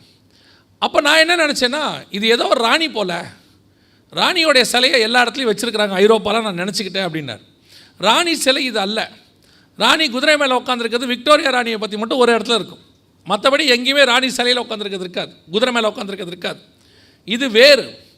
ஆண்டவர் சொன்னபடி ஸ்திரீயானவள் மிருகத்தின் மேல் ஏறுகிற அந்த தீர்க்க தரிசன காலகட்டம் வந்துருச்சு. நம்ம கண்ணுக்கு முன்னாடி அது 100% நிறைவேறுகிறது. வெளிப்படுத்தல் 17ஆம் அதிகாரம் 3வது வசனத்திற்கு உலகம் போயிருச்சு. அதாவது அவங்க அதுக்கான ஆயத்தத்துக்கு வந்துட்டாங்க. ஆனால் சபை எங்கே இருக்குது அதுதான் கேள்வி. இதெல்லாம் உலகம் எவ்வளோ ஃபாஸ்ட்டாக இருக்குன்னு உங்களுக்கு தெரியணும். உலகம் எவ்வளோ வேகமாக தங்களுடைய ஆட்சிக்கு ரெடியாகிறாங்க பாருங்கள். அவங்களுடைய ஆட்சி எப்போ வரும் அப்படின்னா சபை எடுத்துக்கொள்ளப்பட்ட பிறகு ஆயத்தமாகும். சபை எடுத்துக்கொள்ளப்பட்ட பிறகு ஆயத்தமாக வேண்டியவனே இவ்வளோ வேகமாக ஆயத்தமாகறானா, அதுக்கு முன்னாடி எடுக்க வேண்டிய சபை. அப்போ நீங்கள் நானும் எவ்வளோ ஆயத்தமாகணும், தேவனை சந்திக்கிறதுக்கு எவ்வளோ ஆயத்தப்படணும், அந்த ஆயத்தம் இருக்குதா? அதுதான் கேள்வி. இதை வச்சுக்கிட்டு நம்ம என்ன பார்க்க போகிறோம் அப்படின்னா, அவங்களே இவ்வளோ ஆயத்தப்படும் போது நீங்களும் நானும் எந்த அளவுக்கு ஆயத்தப்படுகிறோம். ஆண்டவர் சொல்கிறாரு மத்திய 24:37, நோவின் காலத்தில் எப்படி நடந்ததோ அப்படியே மனுஷகுமாரன் வரும் காலத்தில் நடக்கும். எப்படி எனில் புசித்தும் குடித்தும் பெண் கொண்டும் பெண்ணெடுத்தும், 38வது வசனம், வெள்ளம் வந்து வாரிக்கொண்டு போகும் அளவும் உணராதிருந்தார்கள். அவங்களுக்கு என்ன இல்லையாமா? உணர்வில்லாத இருதயம். தங்களை சுற்றி எல்லா அடையாளமும் நடக்குது. எப்போ? நோவா காலத்தில் நிறைய அடையாளங்கள் நடக்குது. நீங்கள் பைபிளில் கொஞ்சம் உட்காந்து தியானம் பண்ணி பாருங்கள். இப்போ மாதிரியே அவங்க காலத்துக்குன்னு சில அடையாளங்களை கர்த்தர் வச்சுருந்தார். அத்தனை அடையாளமும் நோவா காலத்தில் நடந்துச்சு. ஆனால் ஜனங்களுக்குள்ள என்ன இல்லை? உணர்வு இல்லை. அன்னைக்கு நீதியை பிரசங்கித்தவனாகிய நோவான்னு இருக்கு. நோவா ஒரு பக்கம் பிரசங்கம் பண்ணிக்கிட்டு இருக்கிறார். அதுக்கு முன்னாடி ஏனோக்கு 1000 பரிசுத்தவான்களோட தேவன் பூமியை நியாயம் தீர்க்க வருகிறார்னு யூதா 14:15 சொல்கிறார். ஏனோக்கு ஒரு பக்கம் பிரசங்கம் பண்ணியிருக்கிறாரு. அவருக்கு அப்புறம் நோவா பிரசங்கம் பண்ணியிருக்கிறார். நீதியை பிரசங்கித்த நோவா, நியாய தீர்ப்பை பிரசங்கித்த ஏனோக்கு நியாயம் தீர்க்க வருகிறார். அப்போ அவர் நியாய தீர்ப்பை பேசுகிறாரு, இவர் நீதியை பேசுகிறாரு. ஆனால் ஜனங்களுக்குள்ள என்ன வரல? உணர்வு வரல. அதே நிலைமை தான் இன்னைக்கு சபை. அதே நிலைமை. உலகத்தார் அப்படி தான் இருப்பாங்க. விட்டுருங்க, உலகத்தாரை பற்றி பேசி பிரயோஜனம் இல்லை. ஏன்னா அவங்க உலகத்துக்கு பின்னாடி ஓடிக்கிட்டு இருக்கிறாங்க. அவங்க வேற எதையோ தேடுகிறார்கள். எல்லாவற்றையும் விட்டு நித்திய ஜீவனை சுதந்திரிக்கும்படி உள்ளே வந்தன்னு சொல்லக்கூடிய சபை. இன்றைக்கி நாம் எப்படி உட்காந்துருக்கிறோம்? உணர்வு இருக்குதா? இவ்வளோ காரியங்கள் வெளியே நடக்குது. நேற்றும் பார்த்தோம், இன்றைக்கும் பார்க்குறோம். கர்த்தருக்கு சித்தமானால் வருகை தாமதிக்குமானால் நாளையும் பார்ப்போம். ஆனால் உணர்வு இருக்குதா? இந்த உணர்வு எந்த அளவுக்கு உங்களுக்குள்ளே கிரியை செய்கிறது? அதுதான் கேள்வி. சபை இன்றைக்கி எப்படி ஆயிடுச்சு? ஒரு காலத்தில் பாரம்பரிய சபையார்னு சொல்லுவாங்க. அவங்களுடைய பாரம்பரியம் ட்ரெடிஷ்னல் சர்ச்சஸ்ம்பாங்க. இப்போது பெண்டிகாஸ்டல் பாரம்பரியம்னு ஒன்று இருக்குது, பெந்தகோஸ்தே பாரம்பரியம். இப்போவும் சபையில் ஒன்றும் அவ்வளோ பெரிய உணர்வுலாம் கிடையாது. வந்தால் கொஞ்சம் நேரம் துதிக்கணும், அப்புறம் 2-3 பாட்டு பாடணும், அப்புறம் கொஞ்சம் வர்ஷிப் பண்ணணும், உட்காந்து ஒரு 40 நிமிஷம் 45 நிமிஷம் செய்தி கேட்கணும். செய்தி கேட்கும் போது கேட்குறவர் பேசுவார், அத்தனை பேர் என்ன பண்ணுவீங்கன்னு தெரியாது.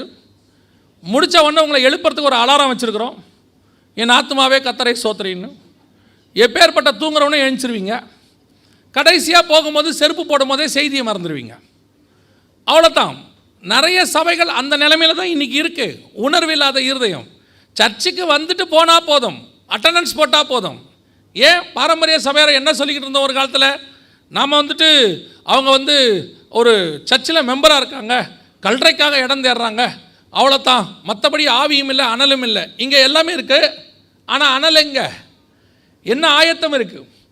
புத்தி இல்லாத கன்னிகைகள் அதிகமாகிட்டே போகிறாங்க. இவ்வளோ செய்தி கேட்குறோமே, நான் சொல்கிறது மட்டும் இல்லை, உங்களை சுற்றி எவ்வளோ நடக்குது, எவ்வளோ விஷயங்கள் பார்க்குறீங்க. உங்கள் கையில் இருக்கிற செல்ஃபோன் இன்றைக்கி ஆண்டவர் எதுக்கு இதெல்லாம் அனுமதி கொடுக்குறாரு? ஏன் கொடுக்குறாரு? உட்காந்து யூடியூப்லேயும் வாட்ஸ்அப்லேயும் எவ்வளோ விஷயங்கள் வருது. என்றைக்காவது அந்த உணர்வு வருதா? ஆண்டவர் வராரு, வரப்போகிறாரு, நம்ம ஆயத்தப்படணும், ஒரு கூட்டத்தை ஆயத்தப்படுத்தணும் அப்படிங்கிறது இருக்கா? புசித்தோம் குடித்தோம் நாளைக்கு சாவோம் அப்படிம்பார் பவுல். அந்த நிலைமையில் தான் சபை போயிட்டுருக்குது. நல்லா கவனிச்சுக்கொள்ளுங்க.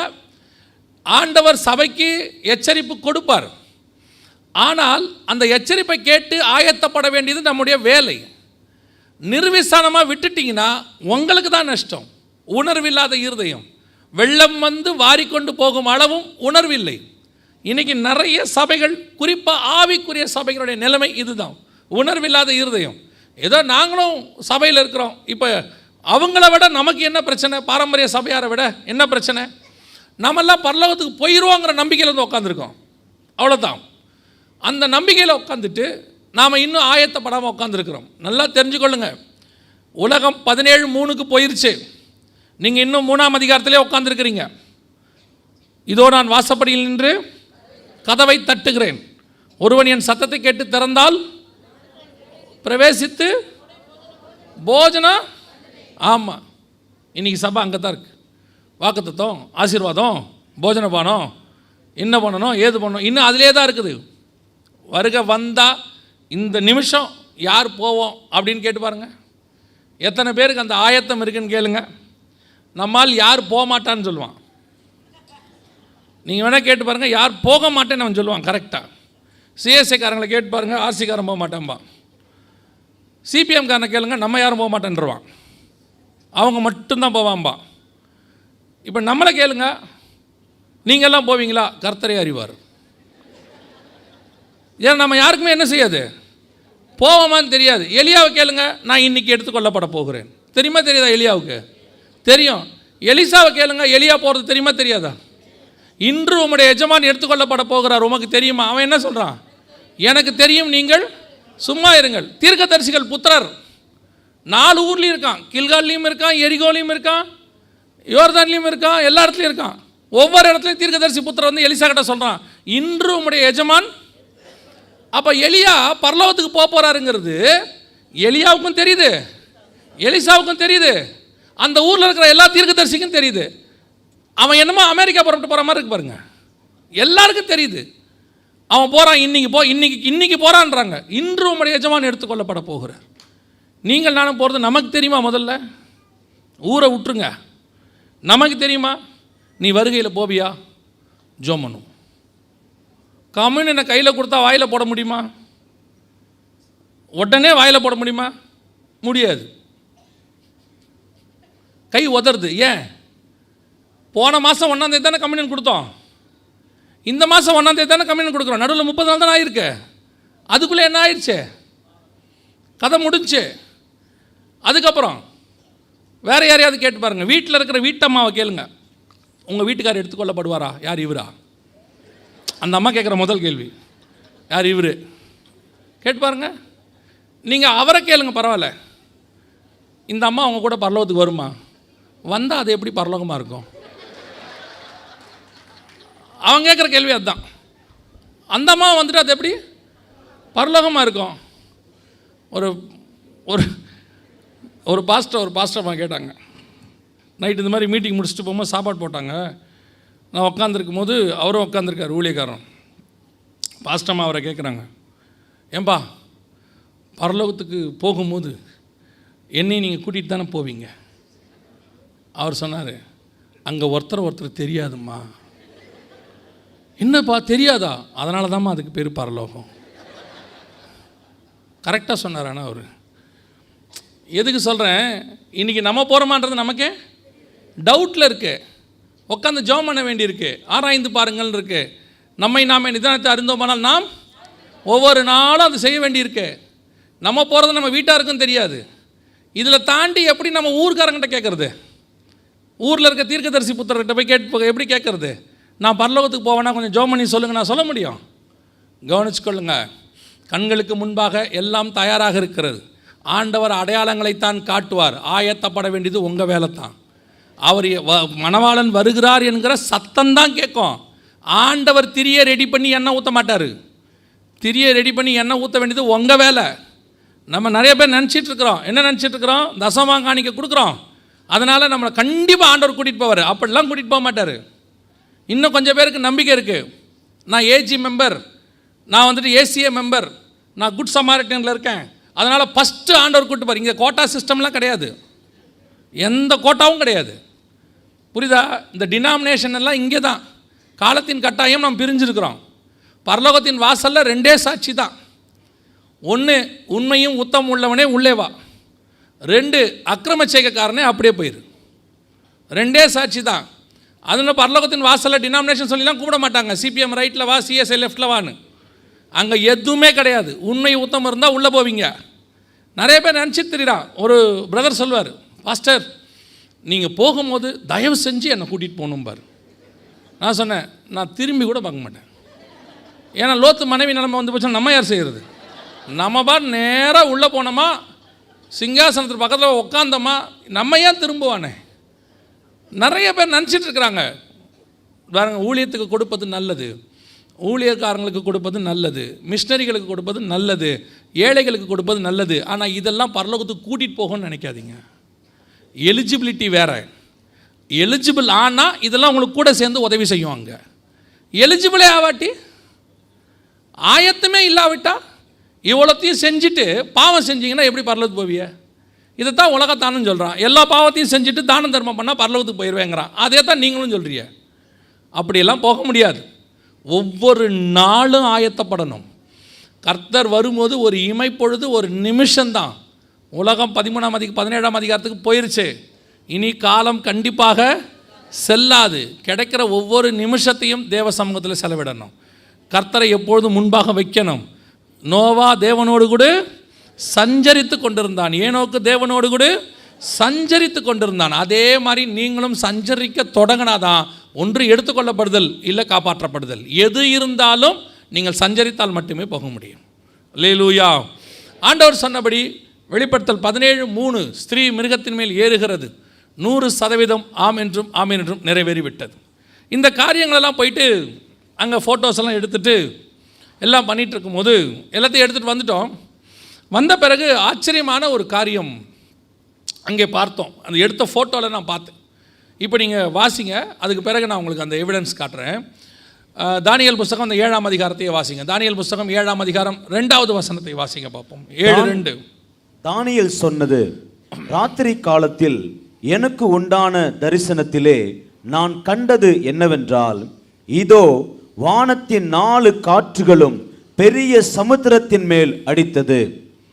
அப்பொழுது அது அடுத்து 7:3 கவனிங்க.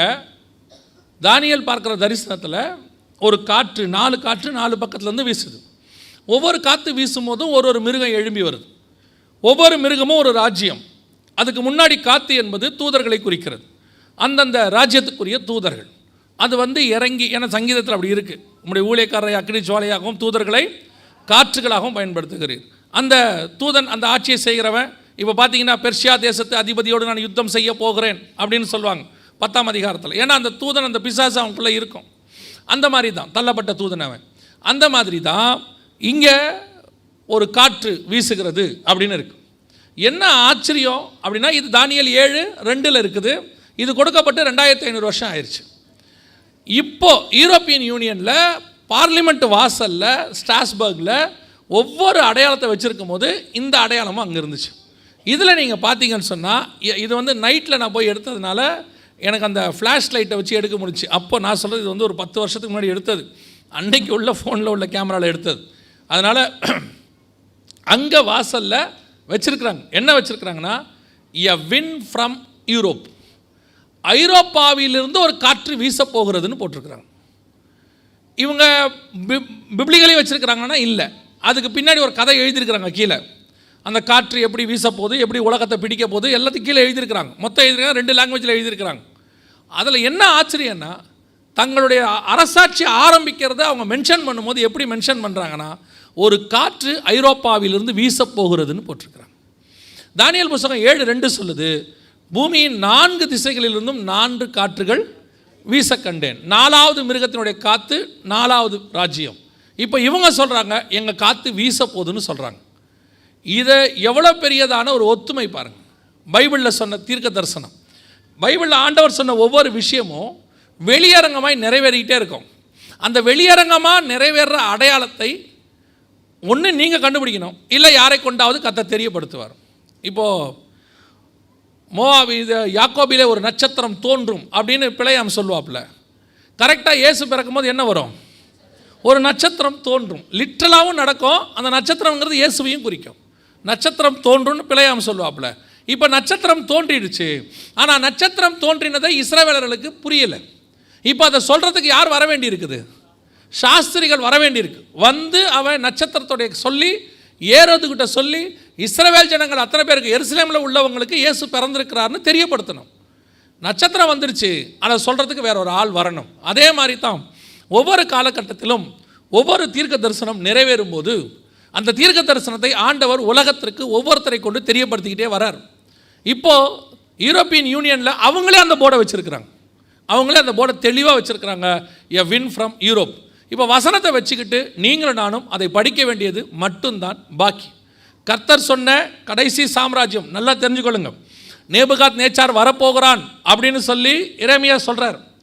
அப்போ சிதேக்கியா ராஜாவும் அங்கே இருந்தவங்க எல்லாம் அதை அசட்டையாக பண்ணிட்டாங்க. பண்ணது மாத்திரமல்ல, எரேமியாவை பிடிச்சி காவல் வீட்டில் வச்சுட்டாங்க. சொன்ன மாதிரியே நேபுகாத் நேச்சார் வந்தார். ஜலப்பிரளயம் வரப்போகுது அப்படின்னு நோவா சொன்னார். ஜனங்கள் அசட்டை பண்ணினார்கள். சொன்ன மாதிரியே ஜலப்பிரளயம் வந்தது. இப்போது கடைசி சாம்ராஜ்யம் எழும்பி வரும் என்று கர்த்தர் சொல்கிறார். கர்த்தர் சொன்ன பைபிளில் சொன்ன வசனம் நம் கண்களுக்கு முன்பாக நிறைவேற போகுது. அந்த கடைசி சாம்ராஜ்யமும் எழும்பிடுச்சு. அதனுடைய முன்னாடி வர வேண்டிய 10 ராஜாக்கள் வந்துட்டாங்க. இவங்க எல்லாத்தையும் ரெடி பண்ணி அவங்க கையில் கொடுக்குற வேலையில் தான் இப்போ ப்ராசஸ் போயிட்டுருக்குது. இவர்கள் ஒரே யோசனை உள்ளவர்கள், தங்கள் வல்லமையும் அதிகாரத்தையும் மிருகத்தின் கையிலே கொடுப்பார்கள். அமெரிக்காவினுடைய வீழ்ச்சி, 3ஆம் உலக யுத்தம், அதன் பிறகு வரக்கூடிய வல்லரசு ஐரோப்பியன் யூனியன். அப்படி வரும்போது உங்களுக்கு நல்லா தெரியணும், நம்ம கண்ணுக்கு முன்னாடி ஆன்டி கிரைஸ்டோடைய கவர்மெண்ட் எழும்புது. அந்த கவர்மெண்ட்டை அவன் கையில் ஒப்படைக்கிற வரைக்கும் தான் நமக்கு மரியாதை. அவன் வருவதற்கு முன்பதாக உங்களை என்னை மீட்க ஆண்டவர் நிச்சயம் வருவார். அல்லேலூயா. இயேசு சொன்ன இத்தனை விஷயங்களும் துல்லியமாய் ஆமென்றும் ஆமேன் என்றும் நடக்குமானால் அவர் வருவேன் என்கிற வாக்கு தத்தமும் 100% ஆமென்றும் ஆமேன் என்றும் நடக்கும். திருச்சபை உருவாக்கப்பட்டதே அவர் வருகைக்காக மட்டுமே. அதனால தான் நீங்கள் கம்யூனியன் எடுக்கும் போதே என்ன சொல்லி எடுக்கிறீங்கன்னா, நான் வருமளவும் என்னை நினைவு கூறும்படி இதை செய்யுங்கள். வருகைக்கு பின்னாடி கம்யூனியன் கிடையாது அப்படின்னா வருகைக்கு பின்னாடி உடன்படிக்கை கிடையாதுன்னு அர்த்தம். அப்படின்னா வருகைக்கு பின்னாடி சபை கிடையாதுன்னு அர்த்தம். வருகையோட சபை முடிஞ்சிடும். அது வரைக்கும் தான். பைபிளில் இந்த யோவான்னு ஸ்நானகன் ஒருத்தர் இருந்தார். அவருடைய வேலை என்னென்னா, இயேசுவுக்கு வழியை ஆயத்தம் பண்ணுறது. அப்போ இயேசு வந்துட்டாருன்னா அவருடைய வேலை, இயேசு வந்த பிறகு அவர் என்ன பண்ணிகிட்டு இருப்பார்? ஞானஸ்நானம் கொடுத்துக்கிட்டு இருப்பார். இன்னொரு பக்கம் இன்னொரு கரையில் ஊழியம் பண்ணிக்கிட்டு இருப்பார். முதல்ல அதுவே தப்பு. சரி, அது கூட பரவாயில்ல. இயேசு வந்துட்டு பரமேறி போயிடுவார். போன பிறகு பவுல் பார்த்தீங்கன்னா யோவானின் சீஷர்களை கண்டுன்னு இருக்கும். அப்படின்னா என்ன அர்த்தம்? யோவானுடைய மினிஸ்ட்ரி இயேசு வருவதற்கு வழி ஆயத்தம் பண்ணுற மினிஸ்ட்ரி. இயேசுவே வந்துட்டு போயிட்டாரு, ஆனால் யோவான் மினிஸ்ட்ரி மட்டும் என்ன செய்யுது? நடந்துக்கிட்டே இருக்குது. அதே மாதிரி தான் நிறைய சபை நடக்கும். சபை ஆண்டவர் வர வரைக்கும் தான். ஆனால் சபை ஆண்டவர் வந்துட்டு போயிடுவார் சபை எடுத்துக்கிட்டு. ஆனால் ஒரு பெரிய கூட்டம் இங்கே உட்காந்து என்ன பண்ணிகிட்டு இருக்கோம்? ஆண்டவர் வருவார், ஆண்டவர் வருவார்னு சொல்லிக்கிட்டே இருப்பான், யோவான் ஸ்நானகனுடைய சீஷர்கள் மாதிரி. ஆனால் உங்களுக்கும் எனக்கும் அடையாளங்களை கர்த்தர் காட்டி கொண்டு இருக்கிறார். நாம் கைவிடப்பட்ட கூட்டத்தில் இருப்பதற்கு அல்ல, எடுத்துக்கொள்ளப்படுவதற்கு தேவ சமூகத்துக்கு வந்திருக்கிறோம். அல்லேலூயா. வெளிப்படுத்தின விசேஷம் 17ஆம் அதிகாரம் 5வது வசனத்தை வாசிங்க. வெளிப்பாடு 17:5 வாசிங்க. மேலும் ரகசியம் மகா பாபிலோன் வேசிகளுக்கும் பூமியிலுள்ள அருவருப்புகளுக்கும் தாய் என்னும் நாமம் அவள் நெற்றியில் எழுதியிருந்தது. யூரோப்பியன் யூனியனை பற்றி சொல்லிகிட்டே வரும்போது திடீர்னு பாபிலோனை கர்த்தர் வந்து ஞாபகப்படுத்துறார். அந்த இடத்துல யோவானுக்கு சொல்கிறாரு, அதை பார்க்கும்போது அவள் நெத்தியில் என்ன எழுதியிருக்குதா? மேலும் ரகசியம் மகா பாபிலோன் பூமியில் உள்ள அருவருப்புகளுக்கும் வேசிகளுக்கும் தாய் என்னும் நாமம் அவள் நெற்றியில் எழுதியிருந்தது அப்படின்றது. ஏன் திடீர்னு வரக்கூடிய யூரோப்பியன் யூனியன் கவர்மெண்ட்டுக்கிட்ட அதை சொல்லும் போது கர்த்தர் பாபிலோனை என்ன பண்ணுறாரு? அந்த இடத்துல அவங்ககிட்ட மிக்ஸ் பண்ணி காட்டுறாரு, ரெண்டுத்தையும் கனெக்ட் பண்ணி காட்டுறாரு. இதுக்கு வந்து வசனத்தில் நிறையா ஒத்துமை இருக்குது. அடையாளங்களை இப்போ நம்ம பார்க்க போகிறோம். வசனத்தில் நிறைய ஒத்துமை இருக்குது. உதாரணமாக சரியா 3ஆம் அதிகாரம் தானியேல் புஸ்தகத்தில் வாசிச்சிங்கன்னா, நேபுகாத் நேச்சார் ஒரு சிலை செய்கிறார். அந்த சிலையை செஞ்சுட்டு தூரா என்கிற சமபூமியில் நிறுத்துறார். அந்த சிலையை வணங்காத யாவரையும் அவர் என்ன பண்ணார்? நெருப்பில் தூக்கி போட்டு, என்ன ஒரு மாதிரி உட்காந்துருக்கீங்க எல்லாம், இப்படி நீங்கள் உட்காந்துருந்தீங்கன்னா அதுக்கு 2 காரணம் தான். இப்போ நீங்கள் உட்காந்துருக்க தோரணைக்கு 2 காரணம் தான். ஒன்று, இது என்னவாய் முடியுமோ, இருந்தாலும் ஒன்றுனா சொல்லிக்கிட்டே இருக்கிறோம், போகிற போக்கே சரியில்லை, இதை நம்பி இடம் வேறு வாங்கி போட்டிருக்கோம் அப்படின்னு ஒரு சின்ன மனசில் என்ன ஓடுது, ஒரு பயம் ஒன்று வரும். அதனால் இது என்னவாய் முடியுமோ. ஒரு கூட்டம், இது எப்போது முடியுமோ. ரொம்ப நேரமாக இருந்தாலும் பேசிட்டே இருக்கிறானே, நீங்கள் எப்படி உட்காந்துருக்கீங்க? ஏன்னா கேட்ட கேள்விக்கே பதில் வரலன்னா அர்த்தம். நான் கேட்டது ரொம்ப சண்டே கிளாஸ் கொஸ்டின். சிலையை வணங்காதவங்களே நேபுகாத் நேச்சார் என்ன பண்ணார்? அப்போ இப்படி ஒரு கதை சொன்னால் தான் நீங்கள் திருப்பி பேசுவீங்க. சரி, சந்தோஷம். கவனிங்க. இல்லை அப்படி போய் இப்போ இதே சொல்லித்தான் உங்களை என்ன பண்ண வேண்டியிருக்கு, கொண்டு வர வேண்டியிருக்கு. ஏன்னா ஸ்கூலில் அப்படி தான் இருந்திருப்பியா? கவனிங்க. அப்போது அந்த சிலையை வணங்காதவன் நேபுகாத் நேச்சார் நெருப்பில் தூக்கி என்ன பண்ணிட்டார்? கொலை பண்ணிட்டார். அப்படி தானே இருக்குது, நமக்கு தெரியும் தானே. இப்போ வெளிப்பாடு 13:15 வாசித்தோம். நேற்று கூட பார்த்தோம் அந்த வசனத்தை. வெளிப்பாடு 13:15. மேலும் மிருகத்தின் சொரூபம் பேசத்தக்கதாகவும் தன்னை வணங்காத யாவரையும் கொலை செய்யத்தக்கதாகவும் மிருகத்தின் சொரூபத்திற்கு ஆவியை கொடுக்கும்படி அதற்கு, இங்கேயும் சொரூபத்தை வணங்காட்டி என்ன வருது? சிலையை வணங்காட்டி. இங்கேயும் கொலை நடக்குது, அங்கேயும் சிலையை வணங்காட்டி கொலை நடக்குது. இப்போ இந்த 13:18 பாருங்கள். இதிலே ஞானம் விளங்கும், புத்தி உடையவன் கணக்கு பார்க்க கடவன், அது மனுஷனுடைய இலக்கமாக இருக்கிறது. அதனுடைய இலக்கம் 660. அதில் எப்படி கண்டுபிடிக்கணுமா? புத்தி உடையவன் கணக்கு பார்க்க கடவன். இப்போ நீங்கள் 3ஆம் அதிகாரம் தானியேல் புஸ்தகத்துக்கு வாங்க, அங்கே 3 ஆறு இருக்கும் பாருங்கள், மறைஞ்சிருக்கும் 3 ஆறு. நீங்கள் பார்த்தீங்கன்னா கண்டுபிடிக்கலாம். அந்த 1வது வசனத்தில் என்ன சொல்லப்பட்டிருக்குது? ராஜாவாகிய நேபுகாத் நேச்சார் 60 முழ உயரமும் 60 முழ உயரம் இருக்குதா? ஒரு ஆறு இருக்குதா? அப்படியே 4வது வசனத்துக்கு வாங்க. 60 முழ உயரமும், அடுத்து 6 முழ அகலமும், 2வது 6. 4வது வசனம், கட்டியக்காரன் உரத்த சத்தமாய் சகல ஜனங்களும் ஜாதிகளும் பாஷைக்காரருமானவர்களே, உங்களுக்கு அறிவிக்கப்படுகிறது என்னவென்றால், எக்காலம் 1, நாகசுரம் 2, கின்னரம் 3, வீணை 4, சுரமண்டலம் 5, தம்புரு 6 முதலான சகலவித கீத வாக்கியங்களின் சத்தத்தை, இந்த 6 வாத்தியங்கள் வாசிக்கணும். அங்க 2 ஆறு இருக்கும். இந்த 3 ஆறு ஒண்ணா சேரும்போது அத்தனை பேரும் வணங்கணும். வணங்காவிட்டால் கொலை நடக்கும். கரெக்டாக நீங்கள் வெளிப்படுத்தல் 13:18 பாருங்கள். நீங்கள் கணக்கு பார்த்தால் 666 3 ஆறு வரும்னு இருக்குது. இதுக்கு பின்னாடி நிறையா இருக்குது. இன்னும் பாபிலோன் விஷயங்களும் இதுக்கும் நிறைய கனெக்ஷன் இருக்குது. இப்போ நம்ம வெளியரங்கமான அடையாளத்தை பார்க்க போகிறோம். சமீபத்தில் யூரோப்பியன் யூனியன் பார்லிமெண்ட் கட்டினாங்க ஸ்ட்ராஸ்பர்கில். இதுதான் யூரோப்பியன் யூனியன் பார்லிமெண்ட்.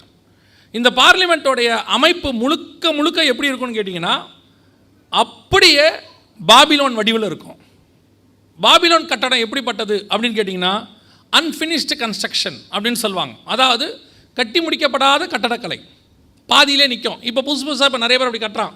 பார்த்தீங்கன்னா மேலெல்லாம் அப்படியே குச்சி நிற்கிற மாதிரி விட்டுடுறாங்க. ஏன்னா அது அன்ஃபினிஷ்டு கன்ஸ்ட்ரக்ஷன். அப்படி அது ஒரு மெத்தட் இப்போ இருக்குது. இப்போ அது பார்த்தீங்கன்னா இது வந்து பாபிலோன் இப்படி இருந்திருக்கும்னு அகழ்வாராய்ச்சியில் அவங்க கண்டுபிடிச்சதை வச்சு வரைஞ்ச படம் இந்த பக்கம் இருக்கிறது. இந்த பக்கம் இருக்கிறது வந்து ஸ்ட்ராஸ்பர்கில் இருக்கிற யூரோப்பியன் யூனியனோட ஹெட் குவார்ட்டர்ஸ் பார்லிமெண்ட். இதுதான் இருக்கிறதுலே அவங்களோட ஹெட் குவார்ட்டர்ஸ். கரெக்டாக இதை எடுத்து நீங்கள் பார்த்தீங்கன்னா அப்படியே பாபேல் கோபுர வடிவில் இருக்கும். இன்னும் சொல்ல போனால் இதோடைய டாப் ஆங்கிள் பார்த்தீங்கன்னா இந்த ஆங்கிளில் அப்படியே இருக்கும், கரெக்டாக இருக்கும். இதை வந்து அங்கேயே அந்த கன்ஸ்ட்ரக்ஷனுடைய இதை அங்கே வச்சுருப்பாங்க, பக்கத்தில் மேப்பே வச்சுருப்பாங்க. நீங்கள் போனீங்கன்னா அப்படியே பாபேல் வடிவில் தான் இருக்கும். இது வந்து 11ஆம் அதிகாரம் ஆதியாகமத்தின் புஸ்தகம். இது வெளிப்படுத்தின விசேஷத்தில் சொல்லப்பட்டிருக்கிற 17ஆம் அதிகாரத்தில் சொல்லப்பட்டிருக்கிற பாபிலோன். ஆதியாகமத்துக்கும் வெளிப்படுத்தின விசேஷத்துக்கும் என்ன கனெக்ஷன், அதான் ரொம்ப முக்கியம். சரி, இதை ஒன்றை வச்சுக்கிட்டு தான் நம்ம பாபிலோன்னு சொல்கிறோமா அப்படின்னு கேட்டிங்கன்னா இல்லை. இது யூரோப்பியன் யூனியன் அவங்க நடத்துனதான ஒரு செமினாருடைய போஸ்டர். இப்போ நம்ம இந்த செமினாருக்கு ஒரு போஸ்டர் போட்டிருக்கிறோம் இல்லையா, இந்த மாதிரி கடைசி கால அடையாளம் இப்படிலாம் போகிறோம்ல, அந்த மாதிரி இது அவங்க போட்ட போஸ்டர். இந்த போஸ்டரில் அவங்க சொல்லியிருக்கிற விஷயங்கள் வந்து ரொம்ப இம்பார்ட்டண்ட். இது அந்த செமினாருடைய தீம் என்ன, அந்த செமினாருடைய தீமுக்கு அவங்க கொடுத்துருக்கிறதான அடையாளமே பாபேல் கோபுரம் தான். அங்கே போட்டிருக்காங்க பாருங்கள், அப்படியே பாபேல் கோபுரத்தை அந்த செமினாருடைய தீமாக கொடுத்துருக்குறாங்க. அதில் பார்த்தீங்கன்னு சொன்னால் ரொம்ப ஆச்சரியப்படுற ஒரு விதம், வசனம் எவ்வளோ 100% நிறைவேறுகிறதுங்கிறதுக்கான ஒரு அடையாளம் என்னென்னா, அந்த செமினாருடைய தீம் என்னன்னு அவங்க கொடுத்துருக்குறாங்க. நாம் பொதுவாக போடுறோம் இல்லையா, சுகமளிக்கிற ஆராதனை, நம்ம என்ன செய்ய போகிறோங்கிறத அங்கே நம்ம போடுவோம். அது அந்த கூட்டம் எதை பேஸ் பண்ணி இருக்குது, வேத பாடம் அப்படின்லாம் போடுறோம்ல. அந்த மாதிரி அந்த செமினாருக்கு அவங்க என்ன கொடுத்துருக்குறாங்க அப்படின்னு கேட்டிங்கன்னா, Europe many tongues one voice.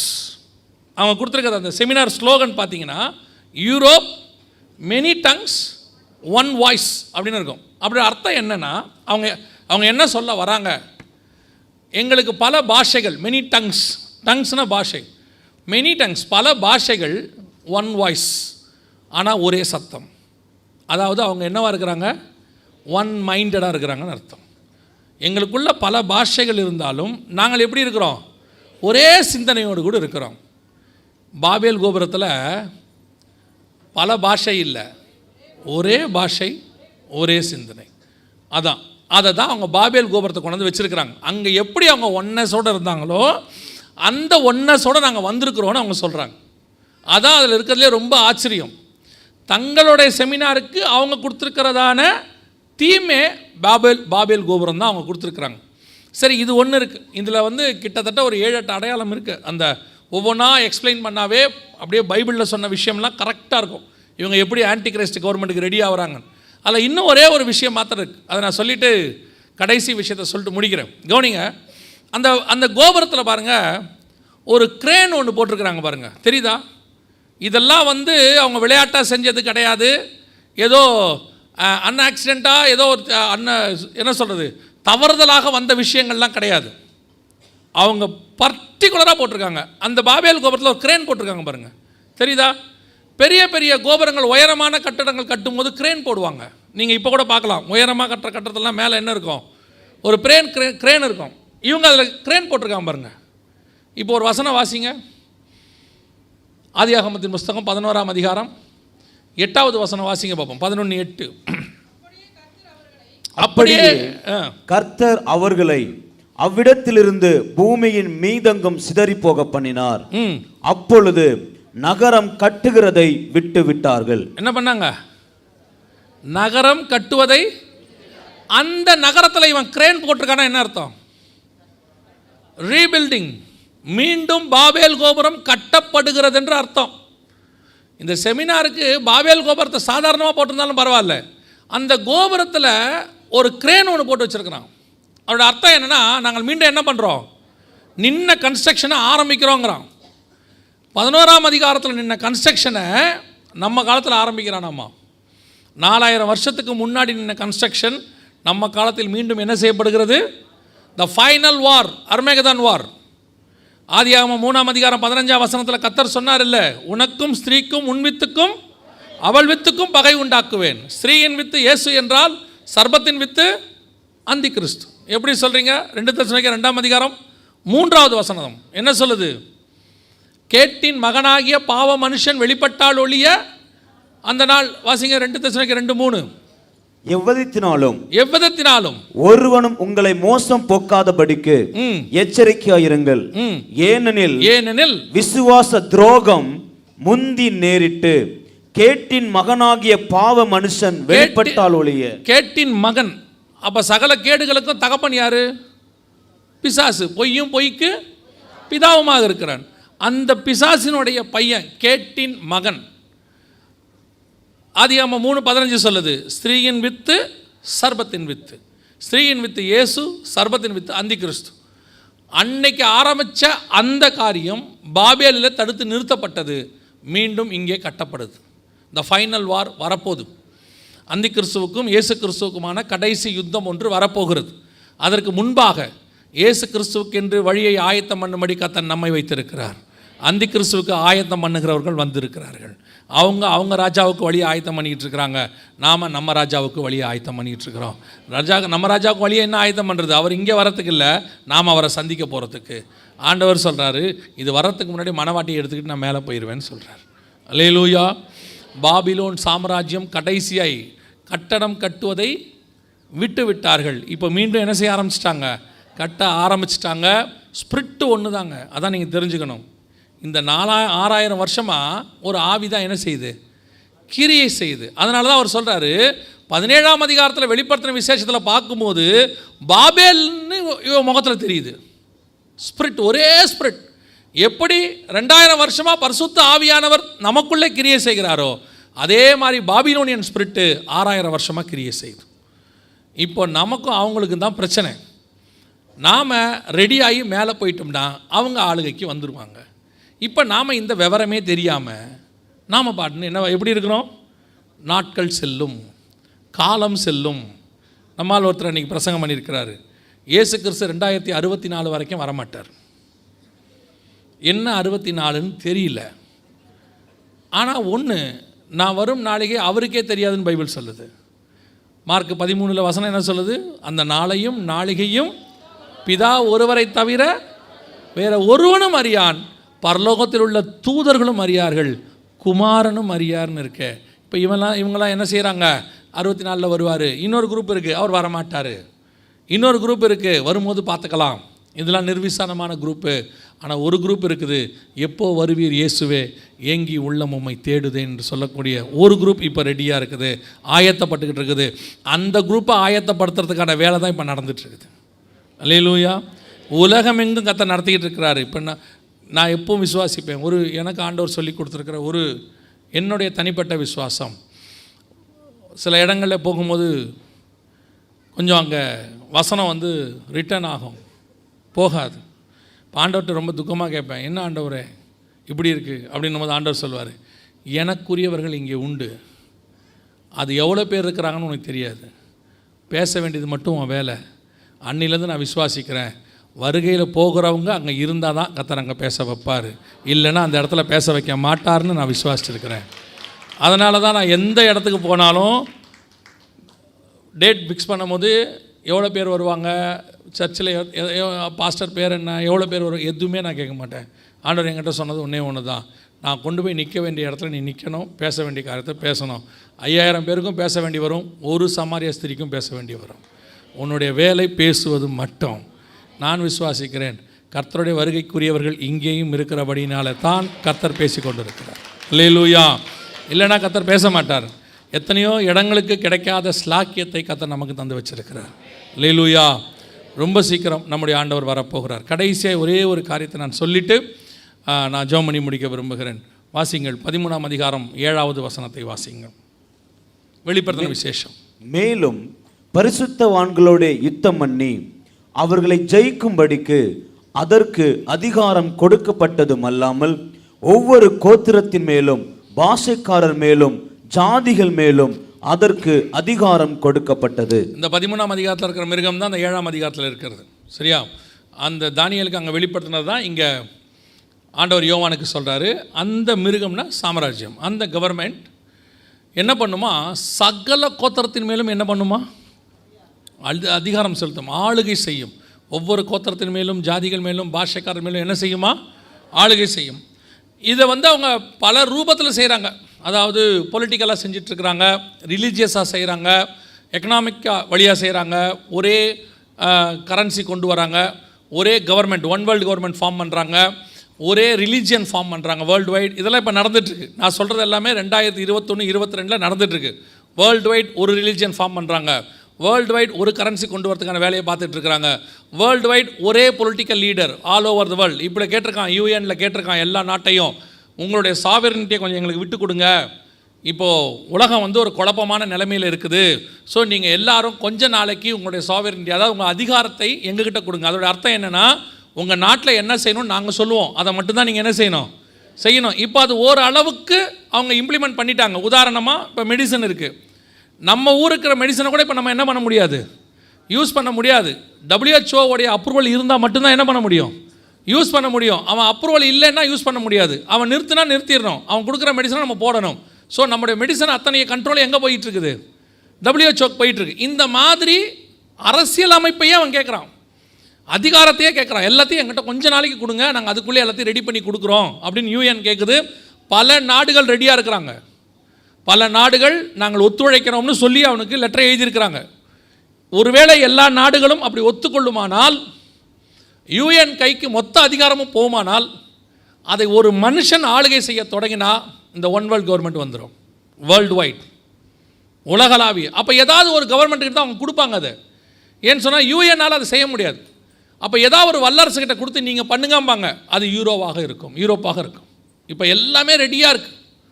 இப்போ உலகளாவிய ஒரு அதிகாரம் கொண்டு வருவாங்கன்றதுக்கான ஒரு அடையாளத்தை நான் உங்களுக்கு, ஒரே ஒரு விஷயத்தை நான் பார்த்ததை உங்களுக்கு சொல்லிவிட்டு நான் முடிக்க விரும்புகிறேன். கவனிங்க, இது உலகளாவிய, இது வந்து யூரோப்பியன் யூனியன் ஃப்ளாக், சரியா? இது யூரோப்பியன் யூனியன் ஃப்ளாக், நல்லா மனசில் வச்சுக்கொள்ளுங்க. இதுதான் யூரோப்பியன் யூனியன் சொல்லக்கூடியதான அந்த கூட்டமைப்பினுடைய கொடி. இப்போ உலகளாவிய நீங்கள் பார்த்தீங்கன்னு சொன்னால், எல்லா நாடுகளிலும், எல்லா கண்டத்திலும் இருக்கக்கூடிய மேக்சிமம், ஒரு சில நாடுகளை தவிர்த்து எல்லா நாடுகளிலும் அந்த காரில் பார்த்தீங்கன்னா யூரோப்பியன் யூனியன் ஃப்ளாக் வந்து சிம்பிளாக மாறிக்கிட்டு இருக்கு. எல்லா நாட்டிலையும் மாறுது. சிங்கப்பூரில் இருக்குது, மலேசியாவில் இருக்குது, ஸ்ரீலங்காவில் இருக்குது, அரபு நாடுகளில் கொண்டு வந்துக்கிட்டு இருக்கிறாங்க, யூரோப் முழுக்க இருக்குது. அதை விட பெரிய ஆச்சரியம் இந்தியாவிலையும் இருக்குது. இப்போ இவங்க எல்லாரும் ஏன் இந்த நாட்டோடைய கொடியை கொண்டு வராங்க அவங்களுடைய நம்பர் பிளேட்டில்? நான் கேட்குறது உங்களுக்கு புரியுதா? எந்த நாட்டோடைய காரோ அந்த நாட்டோடைய கொடி தான் என்ன செய்யணும், அந்த நம்பர் பிளேட்டில் வரணும். ஆனால் நம்ம ஊரில் அதுக்கு கூட என்ன கிடையாது, பெர்மிஷன் கிடையாது. நம்ம ஊரில் என்ன அந்த ஆர்டிஓவில் கொடுக்குறாங்களோ அந்த ஃபாண்ட்டு தான் எழுதணும். எப்படி எழுத சொல்கிறாங்களோ அப்படி தான் எழுதணும். நம்ம இஷ்டத்துக்கெலாம் எழுதவே முடியாது. அவங்களே ஒரு 20 ஃபாண்ட்டு கொடுப்பாங்க. ஆனால் அந்த நம்பர் பிளேட்டில் நீங்கள் உங்கள் இஷ்டத்துக்கு ஃபோட்டோவோ ஸ்டிக்கரோலாம் ஒட்ட முடியாது. அது அஃபென்ஸ், பண்ணக்கூடாது. அதை தாண்டி ஒரு சிலது பண்ணும், அதை விட்டுருங்க. அரசியல், அதாவது சட்ட ரீதியாக பண்ணக்கூடாது. அப்படிப்பட்ட இடத்துல அஃபீஷியலாக எல்லா நாட்டிலையும் யூரோப்பியன் யூனியன் ஃப்ளாக் வந்துக்கிட்டு இருக்குது. பல நாடுகளில் இது அனுமதியோடு கூட, அரசாங்க அனுமதியோடு கூட கொடுக்கப்படுகிறது. ஏன் யூரோப்பியன் யூனியன் ஃப்ளாக்? இந்தியாவில் இந்தியா ஃப்ளாக் தானே வைக்கணும். திடீர்னு யூரோப்பியன் யூனியன் ஃப்ளாக் வைப்பதற்கு என்ன காரணம்? சிங்கப்பூருக்கு போங்க அப்படி இருக்கும், மலேசியாவுக்கு போங்க அப்படி இருக்கும், ஸ்ரீலங்காவில் இருக்கும். எந்த நாட்டுக்கு போனீங்கனாலும் இப்போ பெரும்பான்மையான நாடுகள், பாகிஸ்தானுக்கு போய் பாருங்கள், அங்கே இருக்கும். எங்கே போனாலும் காரில் பார்த்தீங்கன்னா, இப்போ 2 வீலர்லேயும் வருது, எல்லாத்துலேயும் ஒரு யூரோப்பியன் யூனியன் ஃப்ளாக் போட்டு நம்பர் பிளேட்டை அவங்களே கொடுக்குறாங்க. இது ஒரு வகையில் மறைமுகமாக ஒரு உலக கவர்மெண்ட் ஃபார்ம் ஆகுதுன்னு அர்த்தம். ஒரு நாட்டினுடைய ஒரு கொடி அங்கே பறக்குதுன்னா உங்களுக்கே தெரியும். பிரிட்டிஷர் இங்கே ஆளுகை செய்யும் போது யார் கொடி பறந்துச்சு? பிரிட்டிஷ் கொடி பறந்துச்சு. அவங்கக்கிட்ட நம்ம விடுதலை ஆன உடனே நம்ம கொடி பறந்தோம். அப்போ எங்கே கொடி பறக்குதோ அவங்க ஆளுகைக்கு கீழே இருக்கணும்னு அர்த்தம். இப்போ ஏன் இந்த கொடி எல்லா நாட்டு வாகனத்துலேயும் வருது? கொஞ்சம் கொஞ்சமாக எல்லா இடங்களுக்கும் வரும். வெளிப்படுத்தல் 13:7 100% நம் கண்களுக்கு முன்பாக நிறைவேறும். கடைசி சாம்ராஜ்யம், உலகத்தை ஆளப்போகிற ஒரு கவர்மெண்ட் நம் கண்களுக்கு முன்பாக எழும்புகிறது. ஆண்டவர் சொன்ன 7வது கவர்மெண்ட் நம்ம கண்ணுக்கு முன்னாடி. 6 கவர்மெண்ட்டும் ஆண்டவர் சொன்ன மாதிரியே வந்துருச்சு. 7வது கவர்மெண்ட்டும் வந்துருச்சு. இனி காலம் கண்டிப்பாக செல்லாது. ஆண்டவர் சொன்ன ஒவ்வொன்றும் அடுத்தடுத்து எழும்பி அப்படியே வந்துக்கிட்டு இருக்கு. ஒரு கூட்டம் எல்லா காலத்திலும் நிர்விசானமாக இருந்துச்சு. எழும்பி வரும்போது அவன் அதை ஒத்துக்க மாட்டான். ஒரு கூட்டம் அதை விசுவாசித்து காத்திருந்தது. நீங்கள் நிர்விசானமாய் ஒத்துக்கொள்ளாத கூட்டமா அல்லது கர்த்தருடைய வருகைக்கு காத்திருக்கிற கூட்டமான்றது ஆண்டவர் உங்களுக்கு முன்னாடியே வச்சிருவார். நன்மையும் தீமையும் உங்களுக்கு முன்பாக வைக்கப்பட்டிருக்கிறது.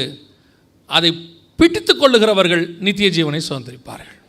அசட்டை பண்ணுகிறவர்கள் வருகிற ஆக்கினைக்குள்ளே கொண்டு போகப்படுவார்கள். ஆனால் ஒன்று மட்டும் நிச்சயம், ஆண்டவர் சொன்ன அத்தனையும் நிறைவேறுகிறது. ஆண்டவர் ஏன் உங்களை ஒரு சபைக்குள்ளே கொண்டு வந்தார்? நிறைய பேர் சொல்லுவாங்க, நான் கிறிஸ்டின் ஆகிறதுக்கெல்லாம் கிடையாது. நீங்கள் கிறிஸ்தவர்கள் ஆகவே வேண்டாம், தேவனுடைய பிள்ளைகள் ஆனால் போதும். அல்லேலூயா. நம்ம தேவனுடைய பிள்ளைகளாகும்படிக்கு தான் அழைக்கப்பட்டோம். ஏன் சபைக்குள்ளே கொண்டு வரப்பட்டோம் தெரியுமா? வெளியே இருந்தால் பரலோகத்துக்கு போக முடியாது. சபைக்குள்ளே கொண்டு வந்து பரலோகத்துக்கு போகிற வழியை சொல்லிக் கொடுக்கறதுக்கு தான் கர்த்தர் உங்களை சபைக்குள்ளே கொண்டு வந்தார். நீங்கள் சபைக்குள்ளே வந்ததுக்கு நோக்கமே பரலோகத்துக்கு போகிறதுக்கு தான். அந்த வேலைக்கு தான் கர்த்தர் கொண்டு வந்தார். நீங்கள் நினச்சிக்கிறீங்க நான் இங்கே வந்து பணக்காரனாக வந்தேன், நீங்கள் நினச்சிக்கிறீங்க நான் இங்கே வந்து பெரிய புகழடைய வந்தேன், கர்த்தர் என்னை அப்படி ஆக்குவார் இப்படி ஆக்குவார். நான் எப்போவும் சொல்லுவேன், நீங்கள் இங்கே வராட்டியும் ஆக்குவார். வெளியே இருக்கிற அத்தனை கோடீஸ்வரனும் சர்ச்சுக்கு போனவன்லாம் கிடையாது. ஆனால் சர்ச்சுக்குள்ளே இருக்கிறவன் மட்டும்தான் பரலோகத்துக்கு போகிறவன். வெளியே இருக்கிற எவனும் பரலோகத்துக்கு போக மாட்டான். கர்த்தரை ஏற்றுக்கொண்டு வந்து சத்தியத்துக்குள்ளே வளர்கிறவன் தான் பரலோகத்துக்கு போவான். அப்போ இங்கே ஆண்டவர் உங்களை கூட்டிகிட்டு வந்தது பரலோகத்துக்கு கூட்டிகிட்டு போகிறதுக்கு. அது போகிற வரைக்கும் இந்த பூமியில் உங்களுக்கு என்ன தேவையோ எல்லா ஆசீர்வாதத்தையும் கர்த்தர் தருவார். அது வரைக்கும் தான் உங்களுக்கு ஆசீர்வாதம். நீங்கள் ஆசீர்வாதத்தை பிடிச்சிக்கிட்டு வருகையில் போகிறத விட்டுட்டிய. புரியுதா? நீங்கள் நல்லா மூச்சு விடுகிற வரைக்கும் உங்களுக்கு ஆக்சிஜன் சிலிண்டர் தேவைப்படும். நல்லா மூச்சு விட ஆரம்பிச்சிட்டிங்கன்னா சிலிண்டர் தேவைப்படாது. நீங்கள் என்ன சொல்கிறீங்க? சிலிண்டரே பெட்டர், நல்லா இருக்குது, எதுக்கு ரிஸ்க்கு, மாட்டி விட்டுருங்க, போகிற இடத்துக்குலாம் சிலிண்டரோட போகிறேங்கிறீங்க. ஆண்டவர் சொல்கிறாரு, நான் சிலிண்டருக்காக உன்னை கூப்பிடல, நல்லா மூச்சு விடுறதுக்கு நித்திய ஜீவனுக்கு உன்னை கூப்பிட்டுருக்கிறேன். அந்த நேரத்தில் உனக்கு என்ன தேவையோ அந்த ஆசீர்வாதத்தை கர்த்தர் தருவார். இது வரைக்கும் தந்தவர் இனிமேலும் தருவார். ஆனால் உங்களுடைய பார்வை ஆசீர்வாதத்தின் மேலே இருக்கக்கூடாது. உங்களுடைய பார்வை தேவன் பேரில் இருக்கணும். நீ அவரையே பார்த்துக்கிட்டு ஆண்டவர் வரும்போது நீ மறுபடியும் மேலே போயிடுவீங்க. ஒரு நிமிஷம் இப்படி அப்படியும் பார்த்தீங்கன்னா எலியா மேலே போயிடுவார், ஆசீர்வாதம் கிடைக்காது. நான் சொல்கிறது புரியுதா? நான் எடுத்துக்கொள்ளப்படுவதை நீ பார்த்தால் உனக்கு என்ன கிடைக்கும்? ஆசீர்வாதம் கிடைக்கும். அதே தான் ஆண்டவர் சொல்கிறார். அந்த வருகையை நீங்கள் பார்த்துட்டீங்க, அவரோட போயிடுவீங்க. தூங்கிட்டீங்க, கதை முடிஞ்சு.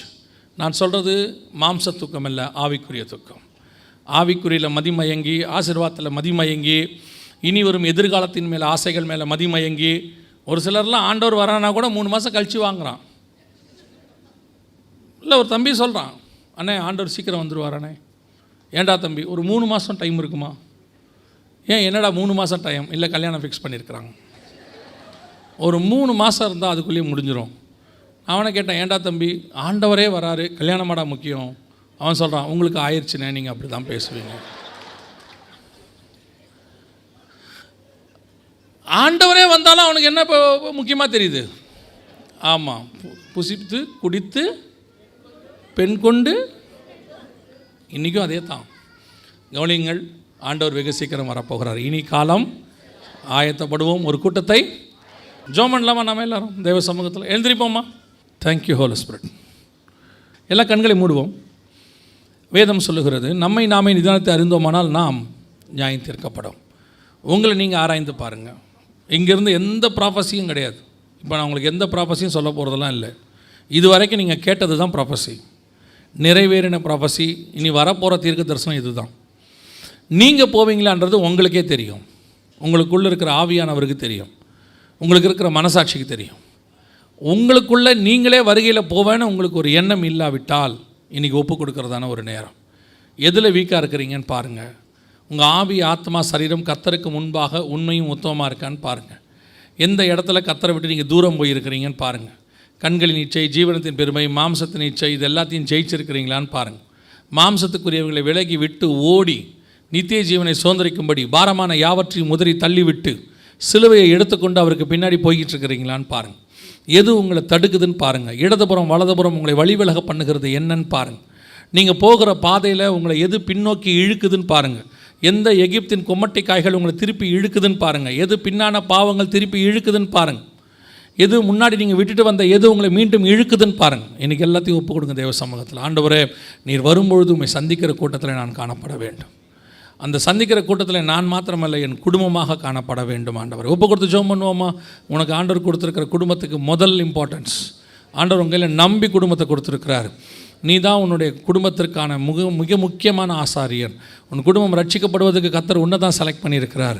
நீ தான் முழங்காலில் நிற்கணும், நீ தான் ஜெபிக்கணும், நீ தான் மன்றாடணும். ஏன்னா ஆண்டவர் உனக்கு வாக்குத்தத்தம் பண்ணியிருக்கிறாரு. கர்த்தராக இயேசு கிறிஸ்துவை விசுவாசி, அப்போது நீயும் உன் வீட்டாரும் ரட்சிக்கப்படுவீர்கள். இது வாக்குத்தத்தம், கர்த்தர் சொன்ன வாக்குத்தத்தம்.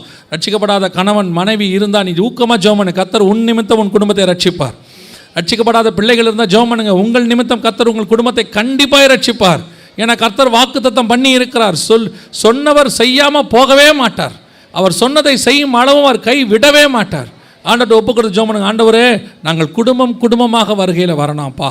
கைவிடப்பட்டவங்கன்னு எங்கள் குடும்பத்தில் யாருமே இருக்கக்கூடாது ஆண்டவரே. என் நண்பர்களாக இருக்கட்டும், என்னுடைய கூட பிறந்தவங்களாக இருக்கட்டும், என் கூட வேலை பார்க்குறவங்களாக இருக்கட்டும், என் கூட படிக்கிறவங்களாக இருக்கட்டும், என்னை கிராஸ் பண்ணி ஒருத்தன் நரகத்துக்கு போயிடவே கூடாது ஆண்டவரே. எங்கிட்ட நீர் விலை உயர்ந்த பொக்கிஷமாகிய உம்முடைய சுவிசேஷத்தை கொடுத்துருக்கிறீர் ஆண்டவரே. உம்மை அறிகிற அறிவை தந்தீங்க, அறிவிக்கிற சுபாவத்தையும் எனக்கு கொடுங்கப்பா. நான் மாத்திரம் அறிந்து பிரயோஜனம் அல்ல, அநேகருக்கு அறிவிக்கிறவனா என்னை மாற்றுங்க. ஒப்பு கொடுங்க தேவ சமூகத்தில். அதுக்கு தான் கர்த்தர் உங்களை செலக்ட் பண்ணி இருக்கிறார். ஏன் நீங்கள் இன்னும் இங்கே இருக்கிறீங்க? ஒன்று ஆயத்தப்படுவதற்கு, இன்னொன்று ஒரு கூட்டத்தை ஆயத்தப்படுத்துவதற்கு. ஆண்டவர் வாசப்படியில் நிற்கிறார், எந்த நேரமும் உள்ளே வருவார். ஆண்டவர் காத்திருக்கிறது எதுக்கு தெரியுமா? எல்லாரும் மனம் திரும்ப வேண்டும் என்று நம்மையில் அவர் நீடிய பொறுமை உள்ளவராய் இருக்கிறார். தாமதிக்கிறார் என்று சிலர் எண்ணுகிறபடி அவர் வாக்குத்தத்தத்தை குறித்து தாமதமாய் இருக்கவில்லை. கர்த்தர் உங்கள் நிமித்தம், என் நிமித்தம் தான் அவர் பொறுமையோடு கூட காத்து கொண்டிருக்கிறார். வெகு சீக்கிரத்தில் அந்த பொறுமை முடிவு அடையும். கிருபையின் காலம் முடிவுக்கு வரும், சபையின் காலம் முடிவுக்கு வரும். அதற்கு முன்பாக ஒரு பெரிய கூட்டத்தினை ஆதாயம் பண்ணிடணுங்கிற வைராக்கியம் உங்களுக்கு எனக்கு வரணும். ஒப்பு கொடுப்போமா தேவ சமூகத்தில்? நாம் ஜெபிக்க போகிறோம். நான் ஆயத்தப்பட்டு ஒரு கூட்டத்தை ஆயத்தப்படுத்தணும்ப்பான்னு சொல்லி ஜெபம் பண்ணுங்க. சர்வ வல்லமை உள்ள எங்கள் ஆண்டவரே, தர்மியான 2ஆம் நாளுக்காக உமக்கு நன்றி. முடியும் மகிமையுள்ள கரத்தில் தாழ்த்துகிறோம். நீர் வரும்போது உம்மை சந்திக்கிற கூட்டத்தில் நாங்கள் காணப்பட வேண்டும் ஆண்டவரே. அந்த இமை பொழுதை, அந்த நிமிஷத்தை எந்த சூழ்நிலையிலும் நாங்கள் இழந்துவிடக்கூடாது ஆண்டவரே. எந்த சூழ்நிலையும் எங்களை அதை விட்டு பிரிச்சிடக்கூடாது தகப்பனே. அதை நாங்கள் காத்திருந்து பெற்றுக்கொள்ள கர்த்தர் எங்களுக்கு கிருபை பாராட்டுங்க. மணவாளன் வருகிறார் என்கிற சத்தம் எங்களுக்கு கேட்டுருச்சப்பா. நாங்கள் எங்கள் தீவெட்டிகளை ஆயத்தம் பண்ண, என்னையோடு கூட காத்திருக்க, அந்த இமை பொழுதில் கதவை திறக்கும் போது நாங்களும் உம்மோடு கூட வந்து சேர கர்த்தர் கிருபை தருவீராக. நாங்கள் புத்தியுள்ள கன்னிகைகளாக இருக்க எங்களுக்கு கிருபை பாராட்டும். மகிமையுள்ள கரத்தில் தாழ்த்துகிறோம். ஒருவேளை நம்முடைய வருகை தாமதிக்குமானால் நாளை தினத்தில் சந்திக்க எங்களுக்கு கிருபை தாரும். எங்கள் ஆண்டவர் இயேசுவின் நாமத்தில் ஒப்பு கொடுத்து ஜெபிக்கிறோம், எங்கள் ஜீவனுள்ள நல்ல பிதாவே.